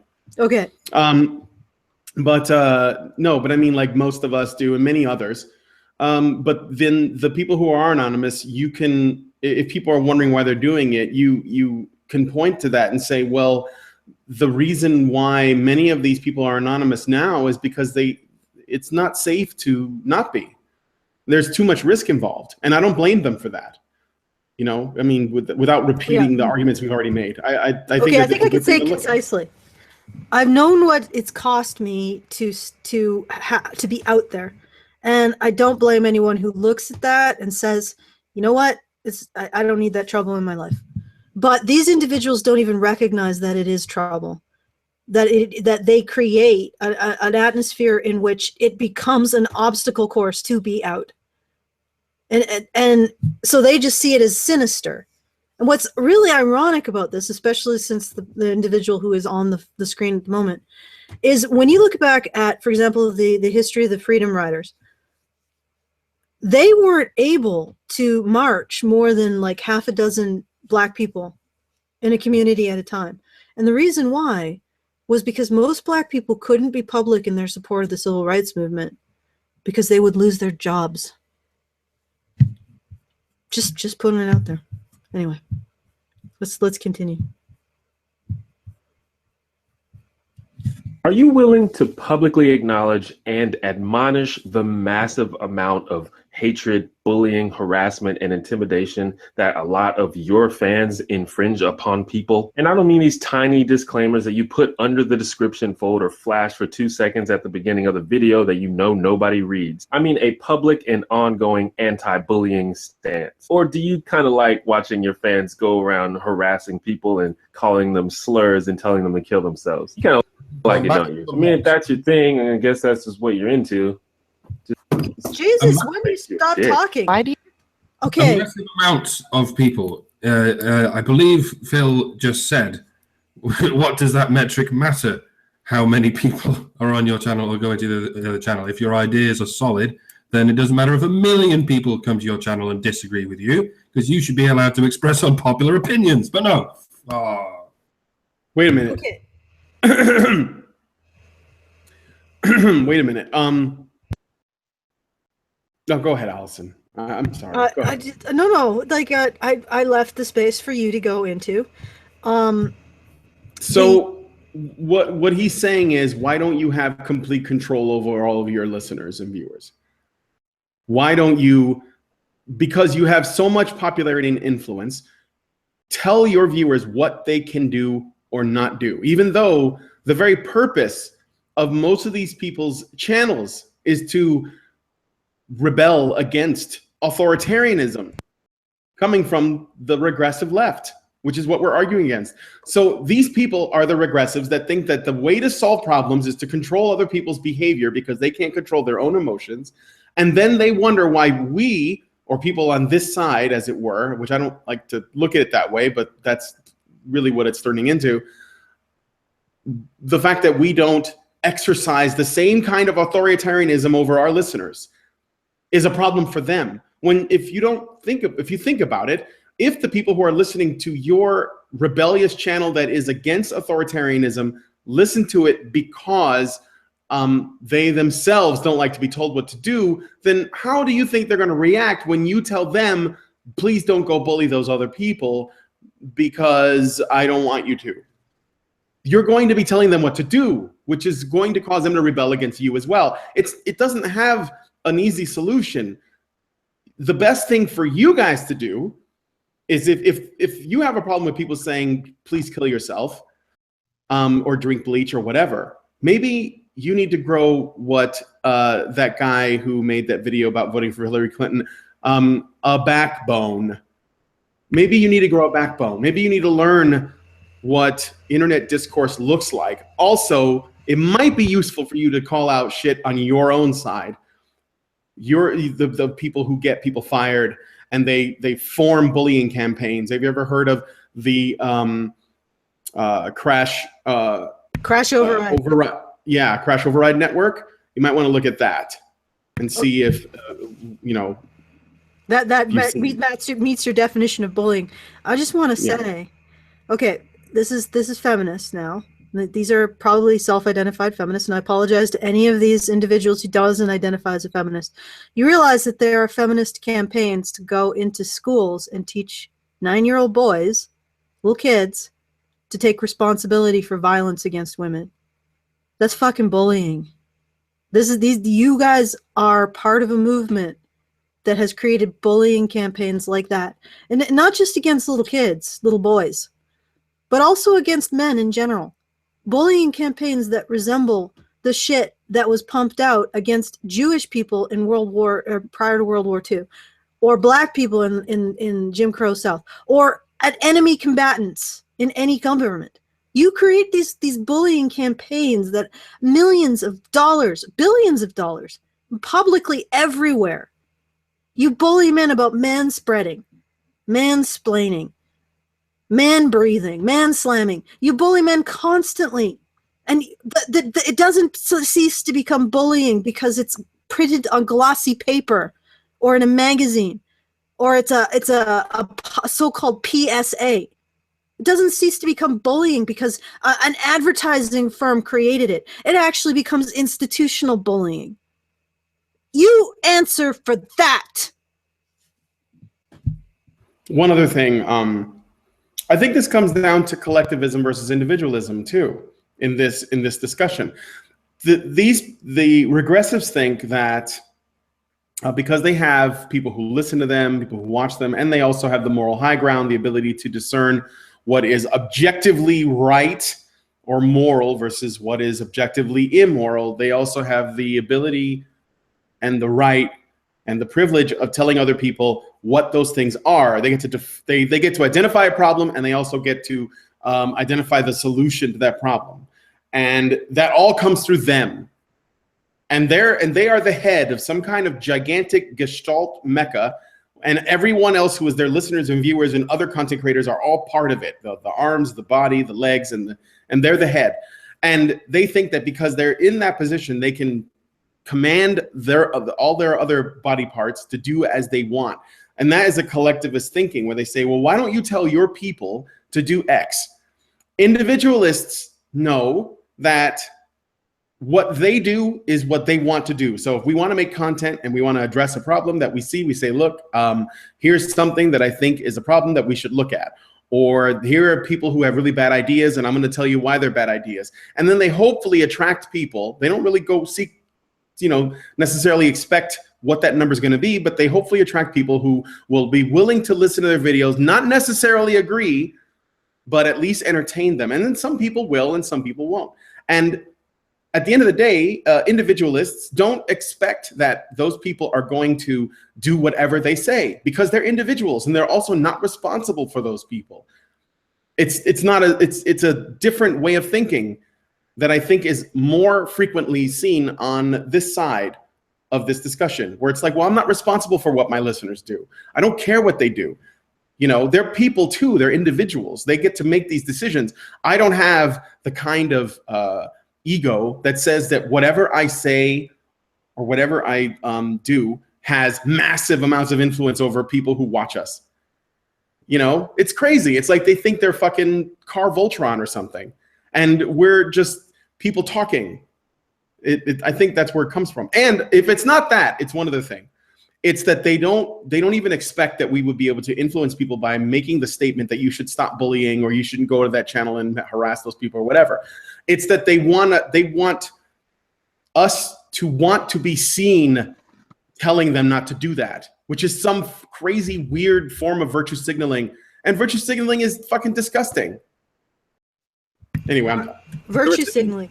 To return to the idea of institutional bullying, what do you call bullying when it's institutional? Because you folks call it oppression. Oh, snap! You people, whatever. I should say you ideas, but you all know what I'm talking about. Yeah, the people who embrace this particular idea. How do you verb this noun? You individuals who are women worsting. You women worsting persons. No, that's a noun. You individuals who are women worsting. Is that how you would verb it? You're doing feminism right now, but that's sort of confusing because it doesn't really identify what's bad about it. Am I just wittering and everybody's like, what the fuck is what is your problem? No, I was debating with somebody online about whether Car Voltron is better than Lion Voltron. I think Car Voltron's better. So you're not even paying attention to this. You're part of something. You're not. Okay, this is why we all. No, I'm sorry. There are 4 of us here. You should ask the deer. Okay, I don't even know if he. You know what? I'm just gonna move on. I'm still here. We don't control our audiences. That's it. And I'm not going to repeat everything. I think everything that you guys have gone over is suitable enough. But what I'd like to ask is, okay, what is a reasonable thing to do? Because you've basically just said you need to have an ongoing, constant demand that your viewers do everything that you tell them to and behave exactly as you want them to do, which is to never interact in any way with anything that you show them, which is impossible. I mean, what is unreasonable about simply having a line in the description box that says something like, don't contact anyone featured in this video, or to have a disclaimer up at the front that says, don't contact anyone featured in this video? Like, what more can you reasonably do than that? You can say, oh, well, the people just don't read it. Well, okay, if you record a fucking 10-second thing at the start of your video where you say, okay, please don't go and say anything negative to the person's video, people just aren't going to look. They're just going to tune it out. Okay, until eventually all of your content, until eventually all of your content is then just basically an anti-bullying campaign, or you just stop making stuff altogether, which I assume is his ultimate goal. But you just have to accept that a little disclaimer, that's kind of the only reasonable way of doing it. Yeah, well, otherwise it just overwhelms the actual content, which is, I think, their point. And I would like to point out it's not anti-bullying, it's anti whatever the fuck they think bullying is, which apparently is free speech.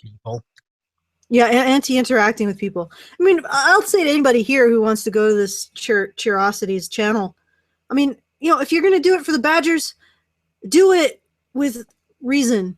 I mean, you can inject a little snideness. We don't have a problem with snideness, but do it with logic and reason, because they hate that the most. Yeah, to be honest, just go say whatever you want to these people. You're a grown up. You're an adult. You are in control of your own actions. You are a free agent. Do whatever the fuck you want. And to his point at the end, I'm not going to lie. If someone's been being a snarky little dick to me and I give them a bit of snark back, yeah, there is some satisfaction seeing other people go and point out that they're fucking morons. Because, frankly, a lot of the time that I see it, they're pointing out why they're morons in a different way from why I've pointed it out, which is like, they're making their own points as well. Can you not answer them? Do you not want to answer these individuals' own points against you? No, you don't. You want to hide from everything. Well, because it's all bullying. Everything that doesn't allow them to control everyone else is bullying. All right. Anything that doesn't cater to them having the world exactly as they want it is wrong and needs to go. Yeah, but the problem is that when the world is exactly what they want it to be, they no longer get to feel the pleasure of forcing other people to conform to the world the way they want it to be. Therefore, it can never be the way they want it to be. Never. You find it so hard to believe that feminists are being harassed online? Do you want to? Why do we find it so hard to believe that? Yeah. Because feminists think that disagreement is harassment. Yeah, disagreeing with you is harassment. Showing you evidence of why you're wrong is harassment. Like, sending someone a funny... Like, my God, fuck it. Anecdote time. Michael Amon Reagan. That absolute, and I'm going to do all the words here, that faggot beta cuck who tripped off the dictionary gate where he tried to tell the dictionary that they were sexist because they had example sentences that occasionally used gendered pronouns. Someone sent me a screenshot of him saying something batshit insane. I think it was his tweet where he just said, "White people are terrible, just awful." And I just retweeted it to my followers, didn't mention him, and just said, "Tee-hee," because it was funny. It made me chuckle. He then went to my profile, retweeted that, and demanded that all of his followers report it for targeted harassment, even though there was no way it could have been targeted at him, because it was basically a tweet that said "tee-hee" and had an image attached.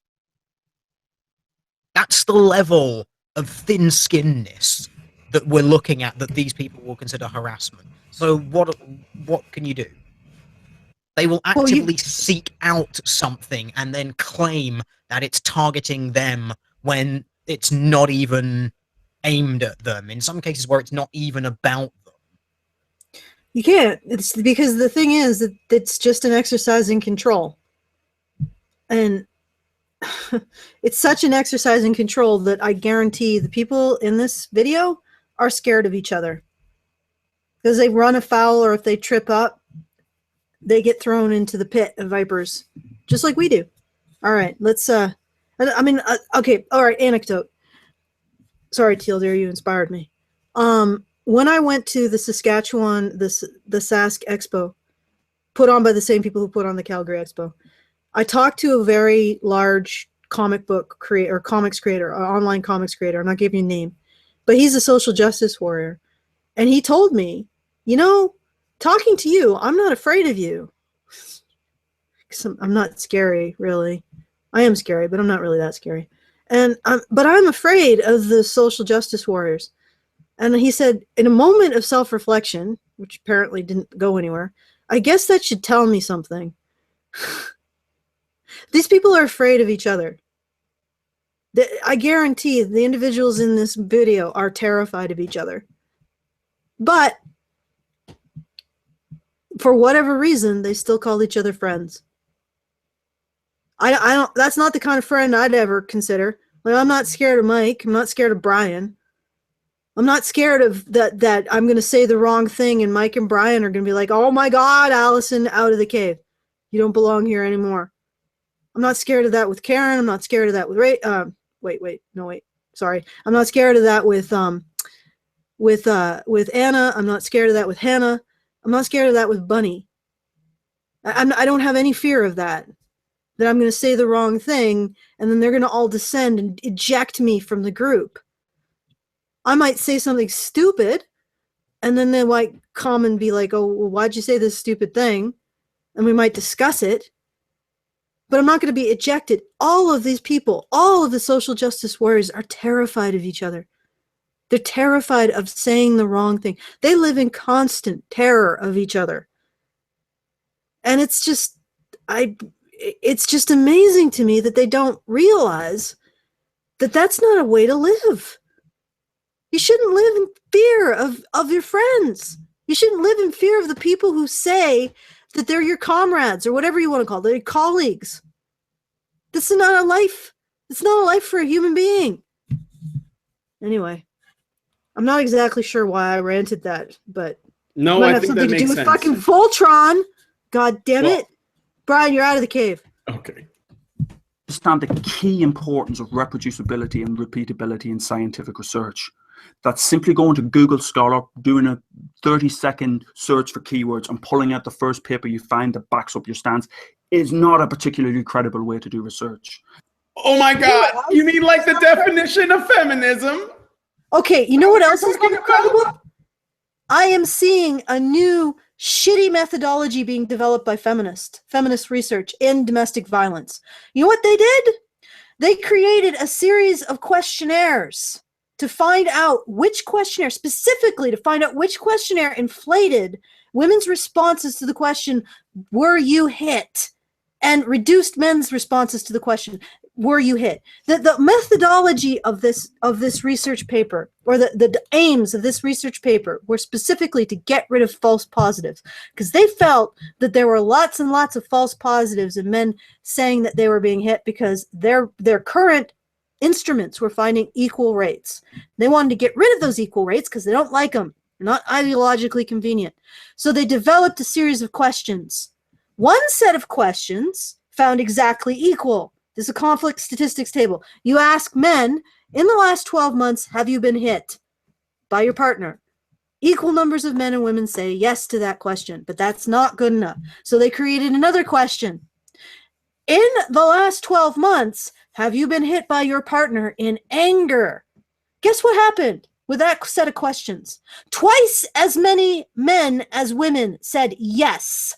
That set of questions, did your partner hit you in anger, found more, twice as many men saying yes in the last 12 months. That wasn't good enough. In fact, that freaked them the fuck out. So they developed another set of questions. Did your partner hit you on purpose in the last 12 months? In each of these set of questions, the almost identical numbers of men said yes. So identical numbers of men said yes to, were you hit in the 12 months by your partner? And were you hit in anger in the last 12 months by your partner? And did your partner hit you on purpose? But the on purpose question got twice as many women saying yes. So in a study that was designed to reduce false positives for women saying yes to were you hit in the last 12, or people saying yes to were you hit in the last 12 months, they located a survey that actually increased the number of positives.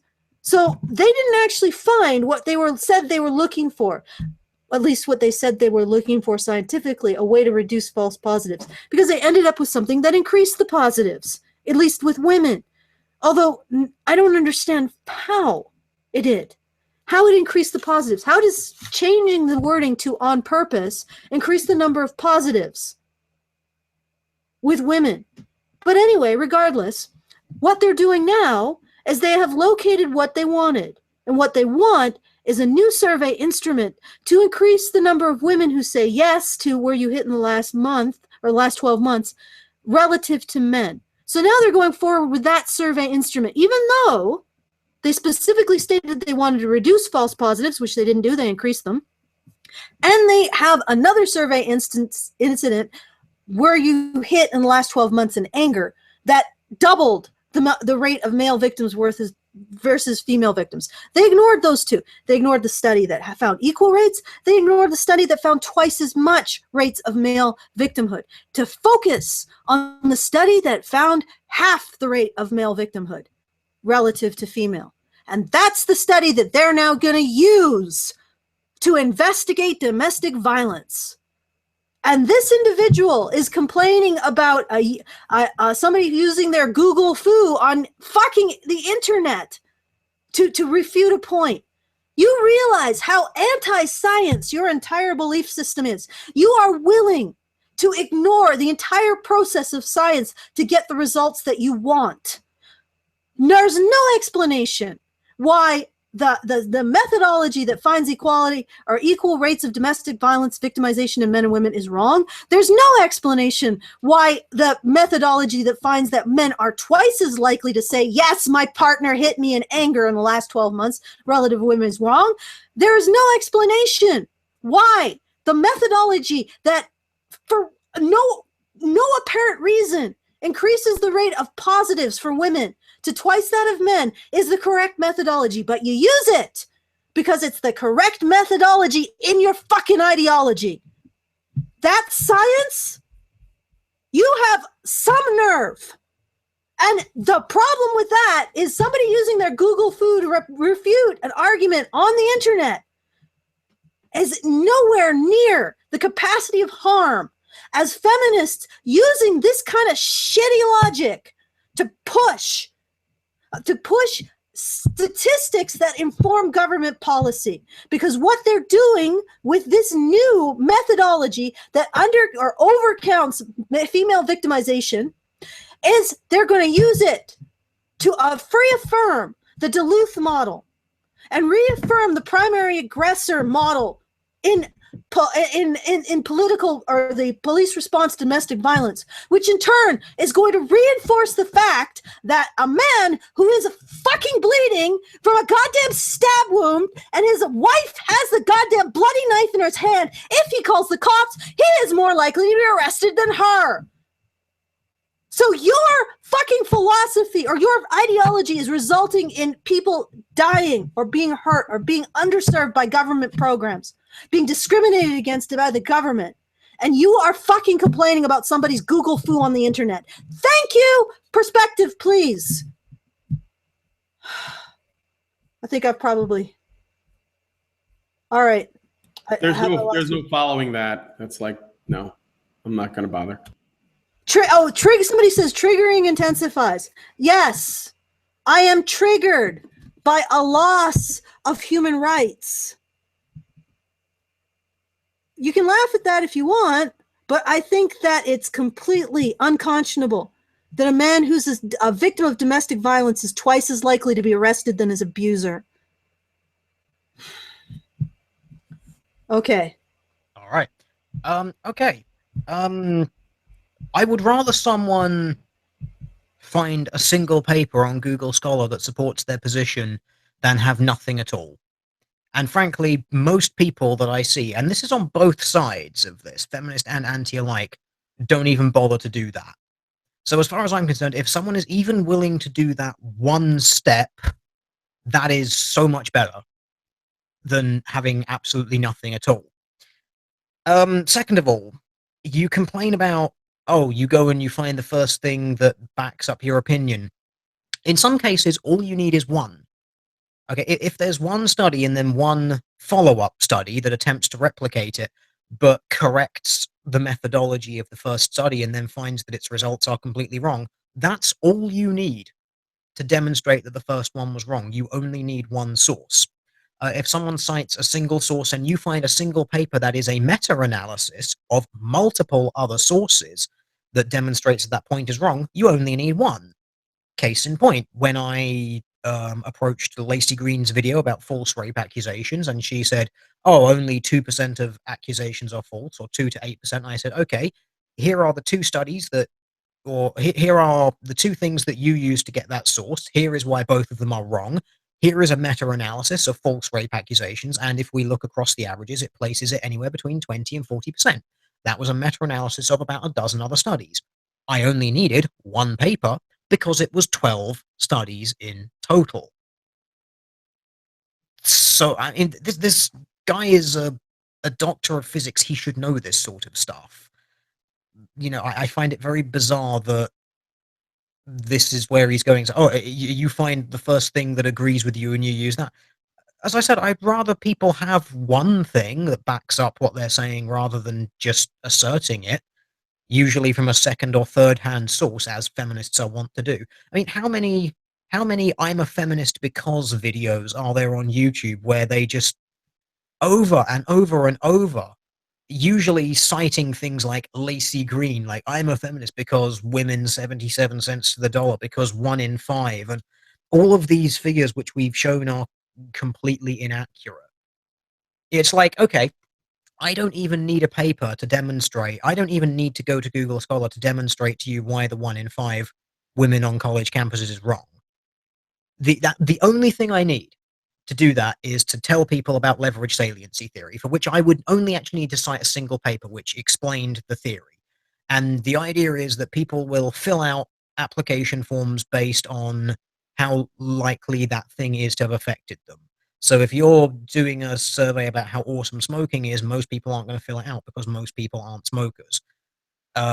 So in that case, I would take that knowledge, take it to the 1 in 5 AAUW thing. You've got a 20% response rate. Okay, you've got 1 in 4 from a 20% response rate. Let's multiply that up so it becomes a whatever in 20 number. So multiply that up, 4, 8, 12, 16, 25.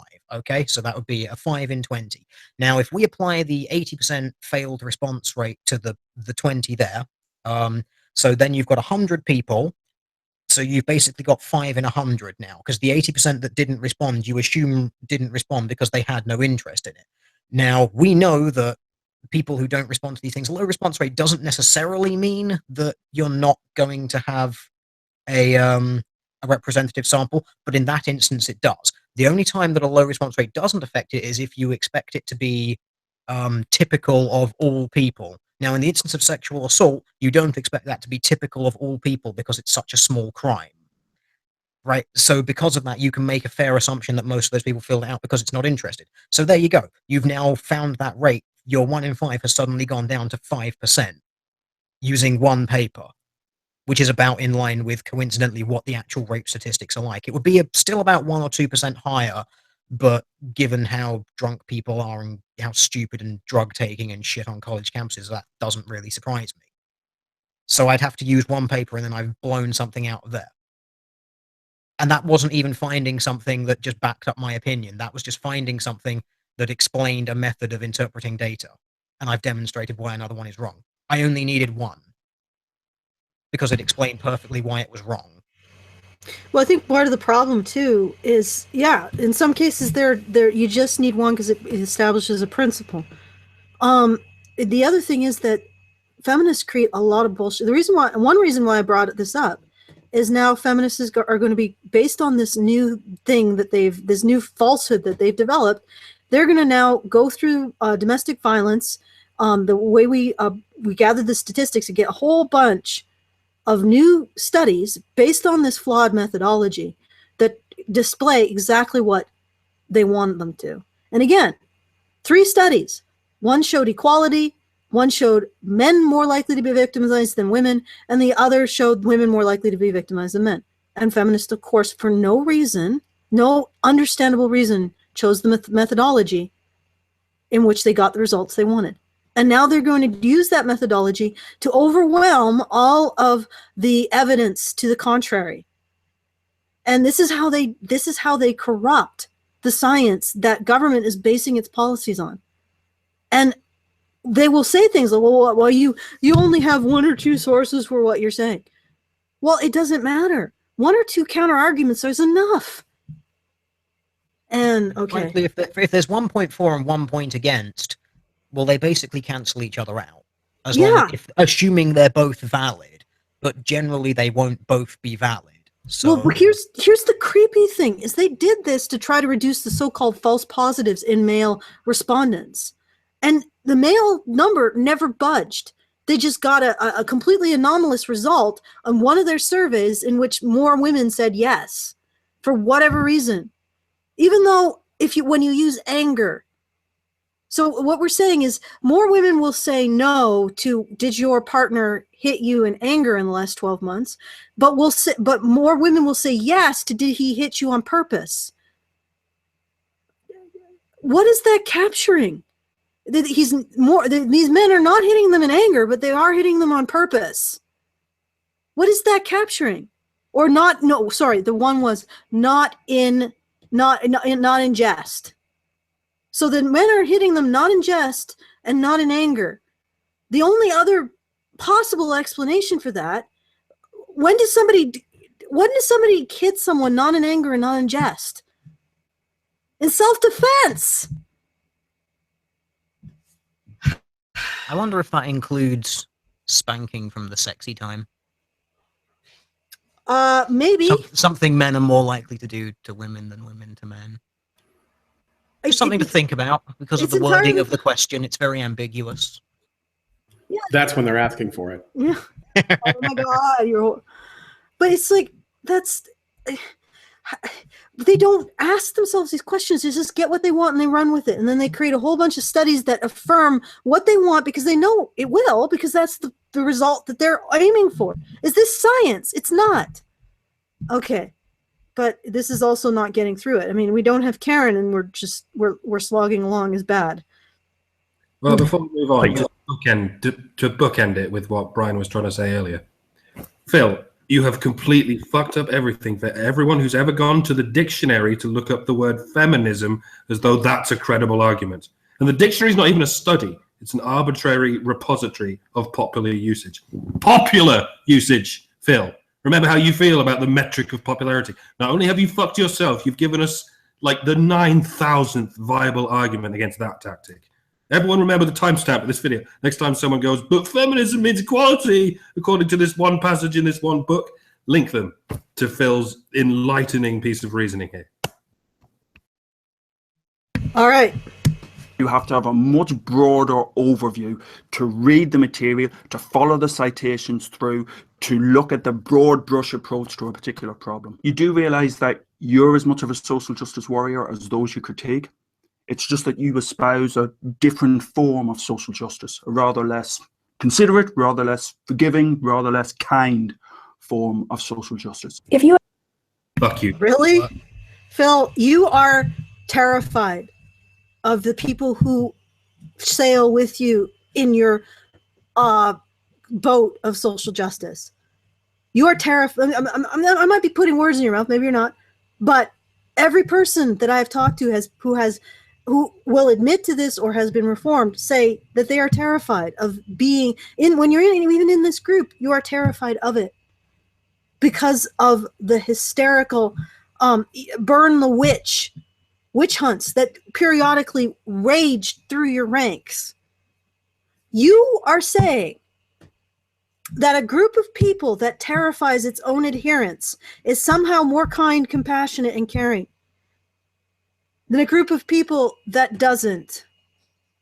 Even though we don't necessarily moralize to the same degree with you. In fact, that's the reason why we're less terrifying. If somebody says something untoward, we'll discuss it. We'll think about it. We don't go immediately to the pitchforks and the banhammer. That's why we're less terrifying. But I just find it rich that you're saying that your community is kinder when your community is based on fear and ostracization. Okay. Shall we continue?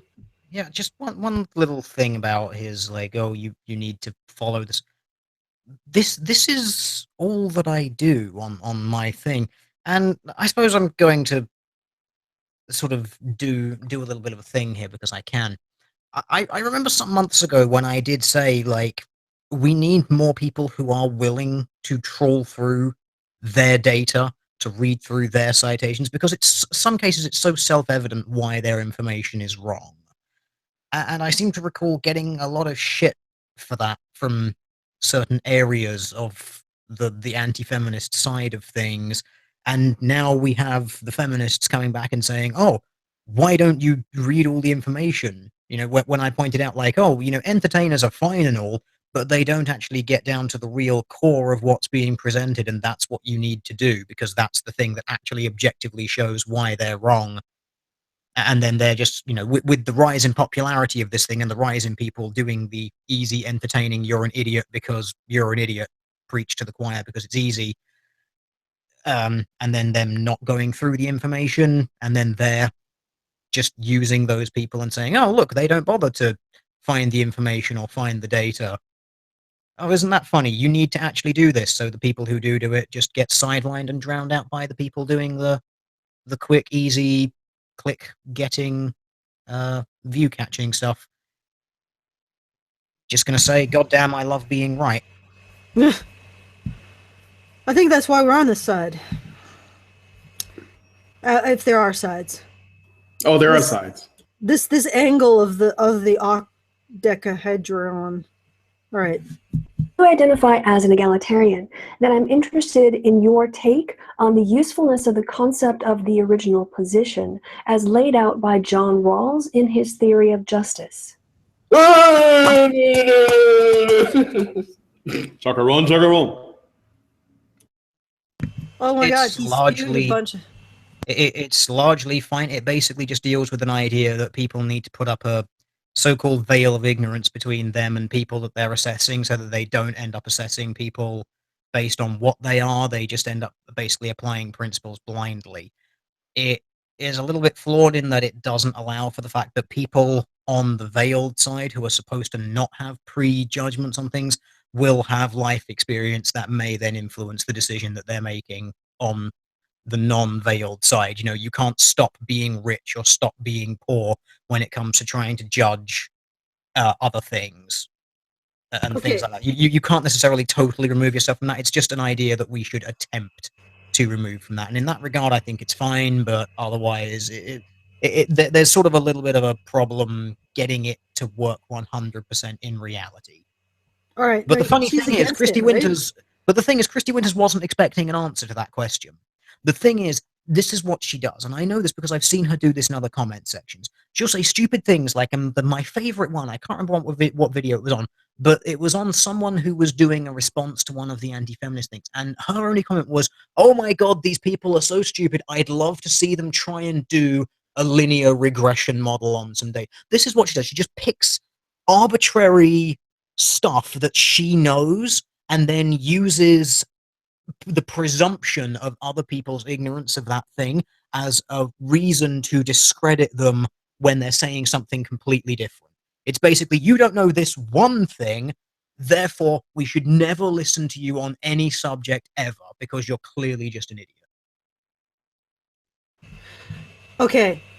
Is she disagreeing with the principle? Because I'd imagine that completely destroys the idea of past oppression or past or entitlement or anything being relevant to judging two people in the moment. I don't know what her position is on this. I just know that she's being a smug fuck and asking, like, oh, what's your view on this thing? Because she knows that most people probably aren't going to be, that familiar with it. To be fair, I'm not massively familiar with it, but I sort of know the basic idea of it. And that's what she's relying on. She's relying on the fact that most people who do responses to this probably haven't actually answered it.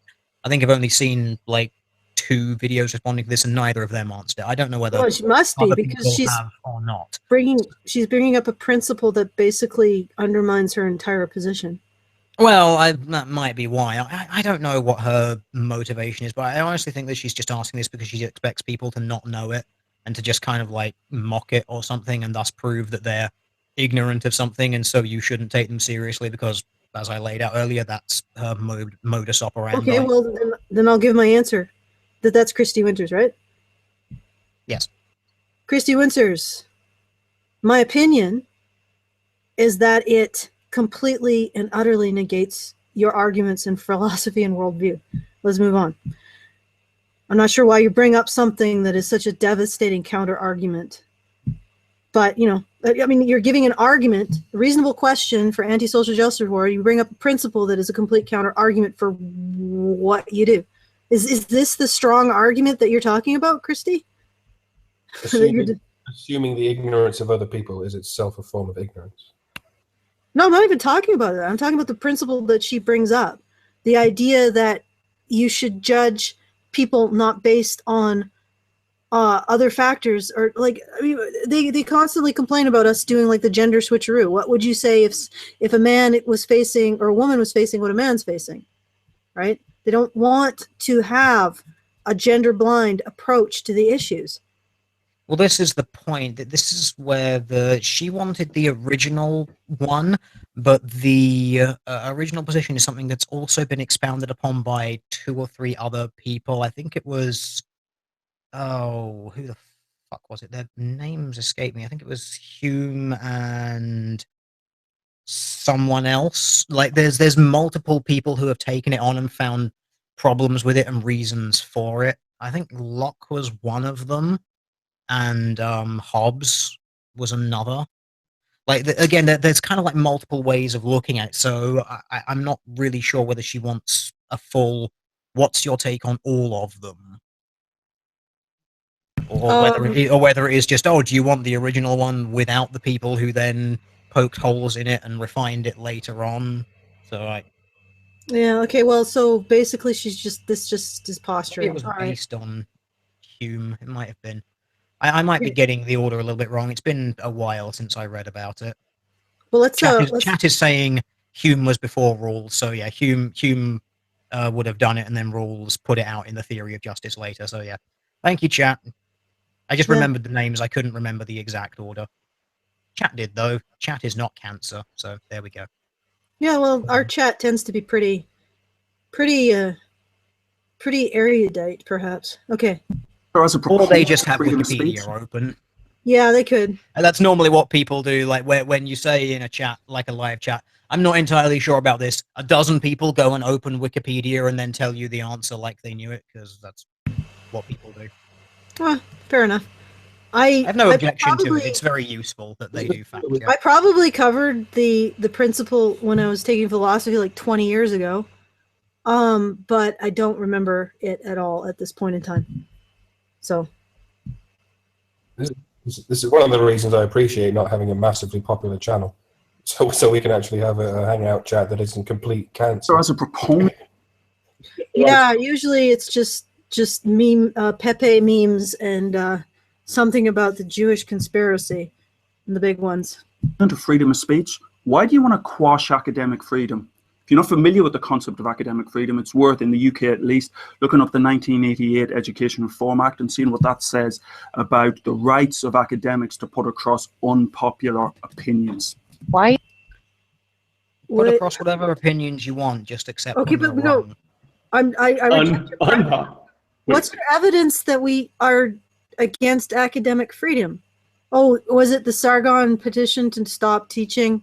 Probably, but that's not stopping academics from publishing things. That's temporarily stopping academics from spreading misinformation to their students until their courses can be verified for, data that isn't completely made up or just blind assertion.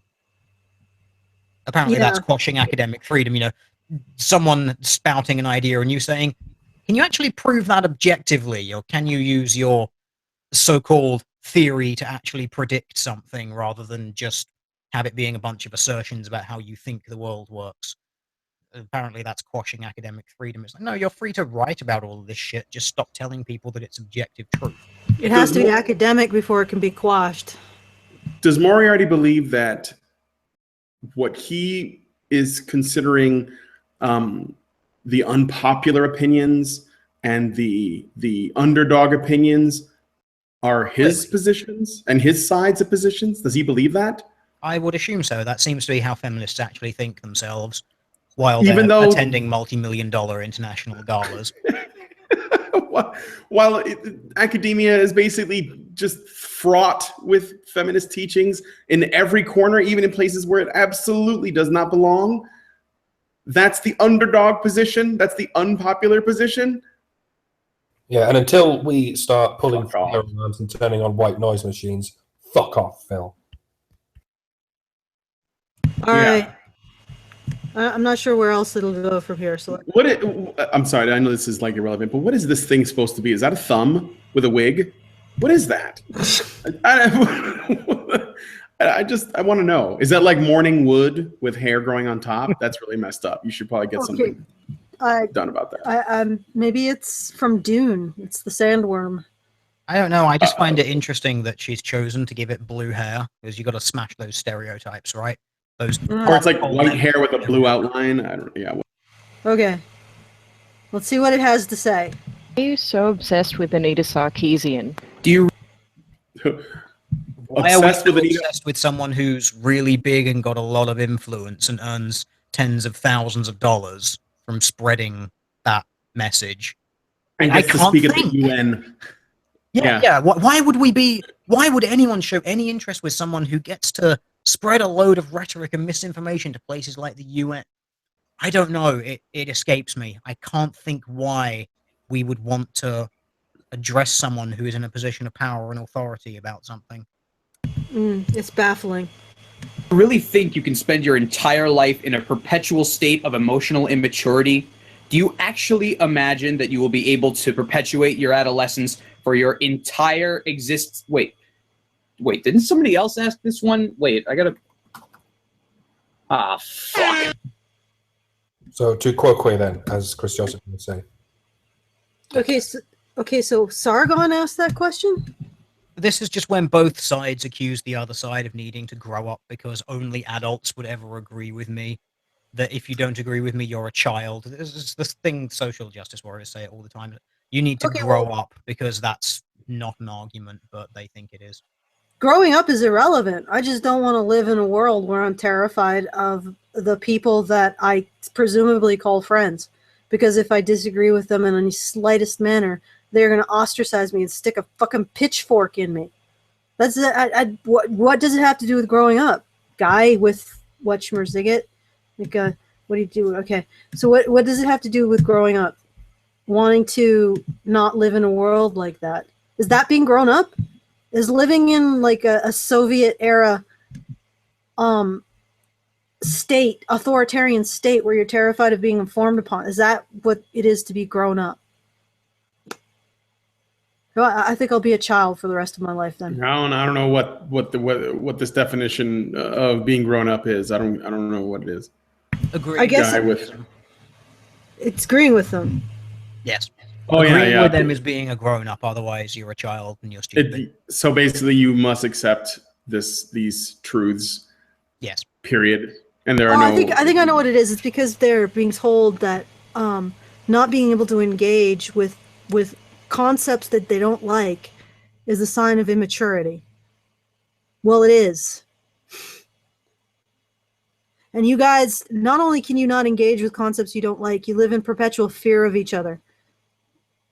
It's because the moment that you actually think about something rationally and don't just confirm with the rest of the group what you're supposed to believe, you are going to be thrown under the bus by your friends.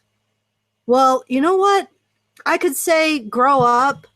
I could say I could point to all of the shit that you guys do, the bullying that is actually you get entrenched in government policy. I could point at the censorship you guys promote. Why don't I just point at one thing and speak to everyone? One reasonable question for the social justice warriors in this video. But don't you ever want to not be afraid? Do you ever wake up at night and say, wow, I wish I lived in a community where I can express myself and not be terrified that someone is going to come around and try to throw me out of it and try to wreck my reputation and try to get me fired. I'd love to live in a community where we can talk rationally about anything and not have to confirm with the general consensus what is the acceptable approach. And if we don't conform with the if we don't get into that increasingly smaller and smaller circle of moral correctness, we can be subject to all sorts of punishment. That's my question to you.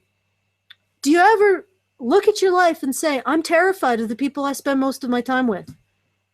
Maybe this isn't a life that any human being should live. Do you ever do that? I'm going to leave it at that. And I just want to say something I said when we were doing part one, just because it's important and it cannot be overstated. These are the most reasonable questions that they came up with. Yeah.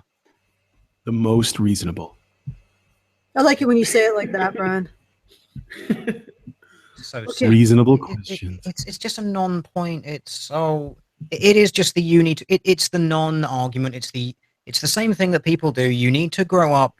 You need to get off your high horse. You need to stop being so arrogant. You need to open your mind. They're all non-arguments for basically saying, you don't agree with me, therefore I'm better. Banana.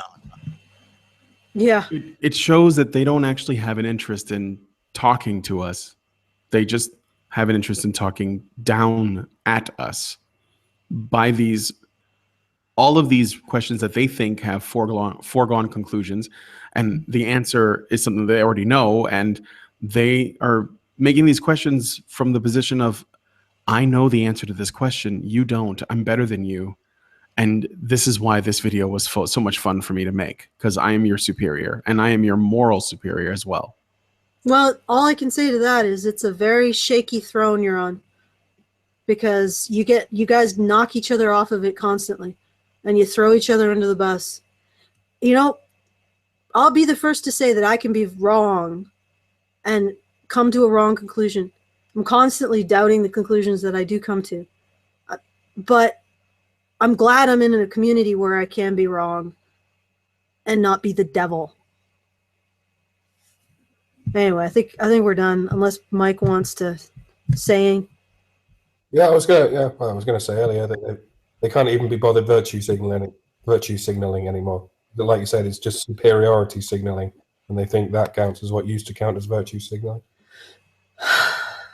Okay. Oh, All right. So here's where I put the shill in. Wait.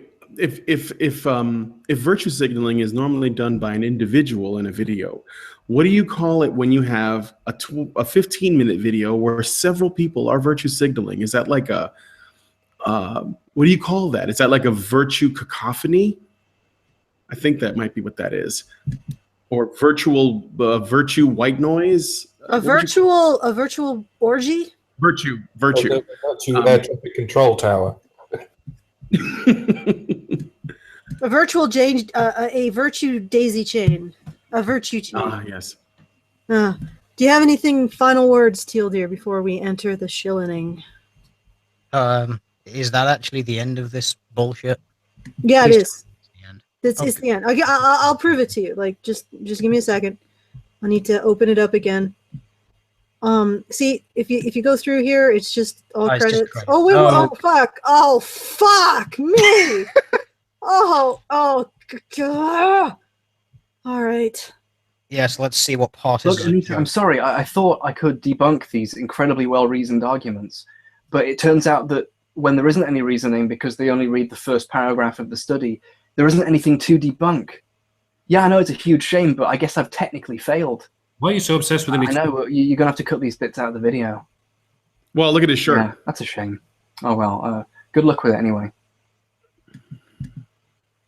I love you too. But I thought that he didn't want to do this to get sex. Yeah. Oh, for fuck's sake. You're not funny, you're not entertaining, kill yourself. All I can say is actually, about this little beta faggot cuck, because I can. You know how Gina. that mangina. You know how he was the guy who was bitching in the first half about how like people debunk feminism for a living and shit like that. And I know this is something that you guys have brought up before. You know, if you guys were in it for money, you'd take the feminist position. You know that guy? He has about, I think it was about 20 or 30,000 subscribers on the YouTubes, but he does pro-feminist stuff, so he gets $1,800 a video.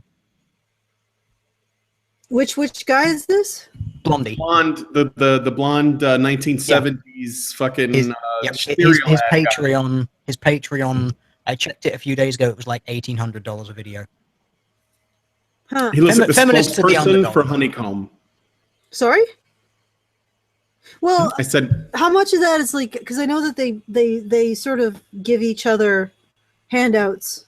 So how much of it is like moving it all around? And I don't know. I just find it very funny that, you know, feminists like to claim that they're the underdogs and they're the oppressed. And then you just go on to any of their Patreons and they're just cycling around the same massive amounts of trust fund money. And that guy is just a prime example. You know, he's not funny, not talented, not in any way intelligent. what is his name? H Bomber Guy. H Bomber Guy? H Bomber Guy, yeah. H Bomber Guy. Yeah. Oh, okay. Let me look. Bomber Guy. Bomber Guy. Okay, I got it. I'm taking a look. I'm moving into. Oh, it's in page not fine. Found. He looks like Bomber Guy. person for. I'll put it in the chat for you. That's his Patreon if you want it. Yeah, I'm just. Oh, H Bomb. Okay, so he's not the full thing. If there was a before and after ad from the 1970s for Marlboro cigarettes, he would be the before guy. How did he get so high? Like, I have never seen him before. Because he kisses the toes of feminism. Yes. That's why. Because he basically makes pro-feminist content, and boom, he's really popular. Despite the fact that feminism is the underdog, and they're the voice of the counterculture, and they're fighting against the establishment. He's making a ton of money just by saying, "Oh, yo, guys, seriously, I'm a feminist too. I swear to God." Look, I'm protecting Anita Sarkeesian, well-known, basically a feminist just for profit and con artist that even many feminists disagree with. But yeah, no, she's the standard because she was on the Colbert Report and in the UN, but she's also the underdog somehow. Wow, that's that makes me feel like shit. Oh well. Sorry, I just wanted to I'm point telling out you, because Allison, that if these Honey are- Badger these- Radio wants to make real money, we just need to just be feminists now. Then we can get rich instead of doing this shit.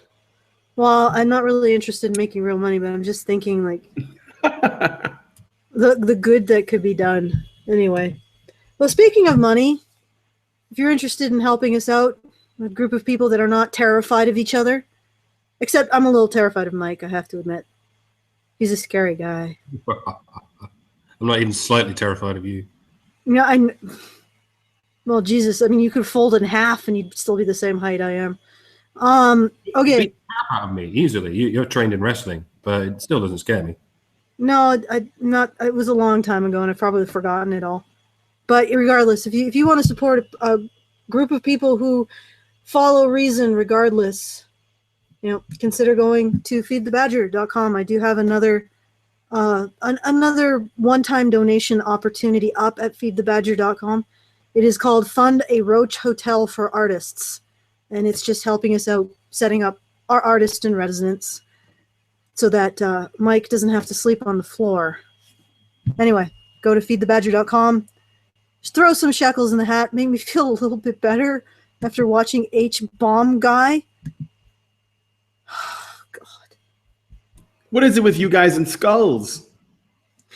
What is it with you guys and money? All right. I think we're out. No, we're not out. Hello, Google? No, we're still here. No. Shit.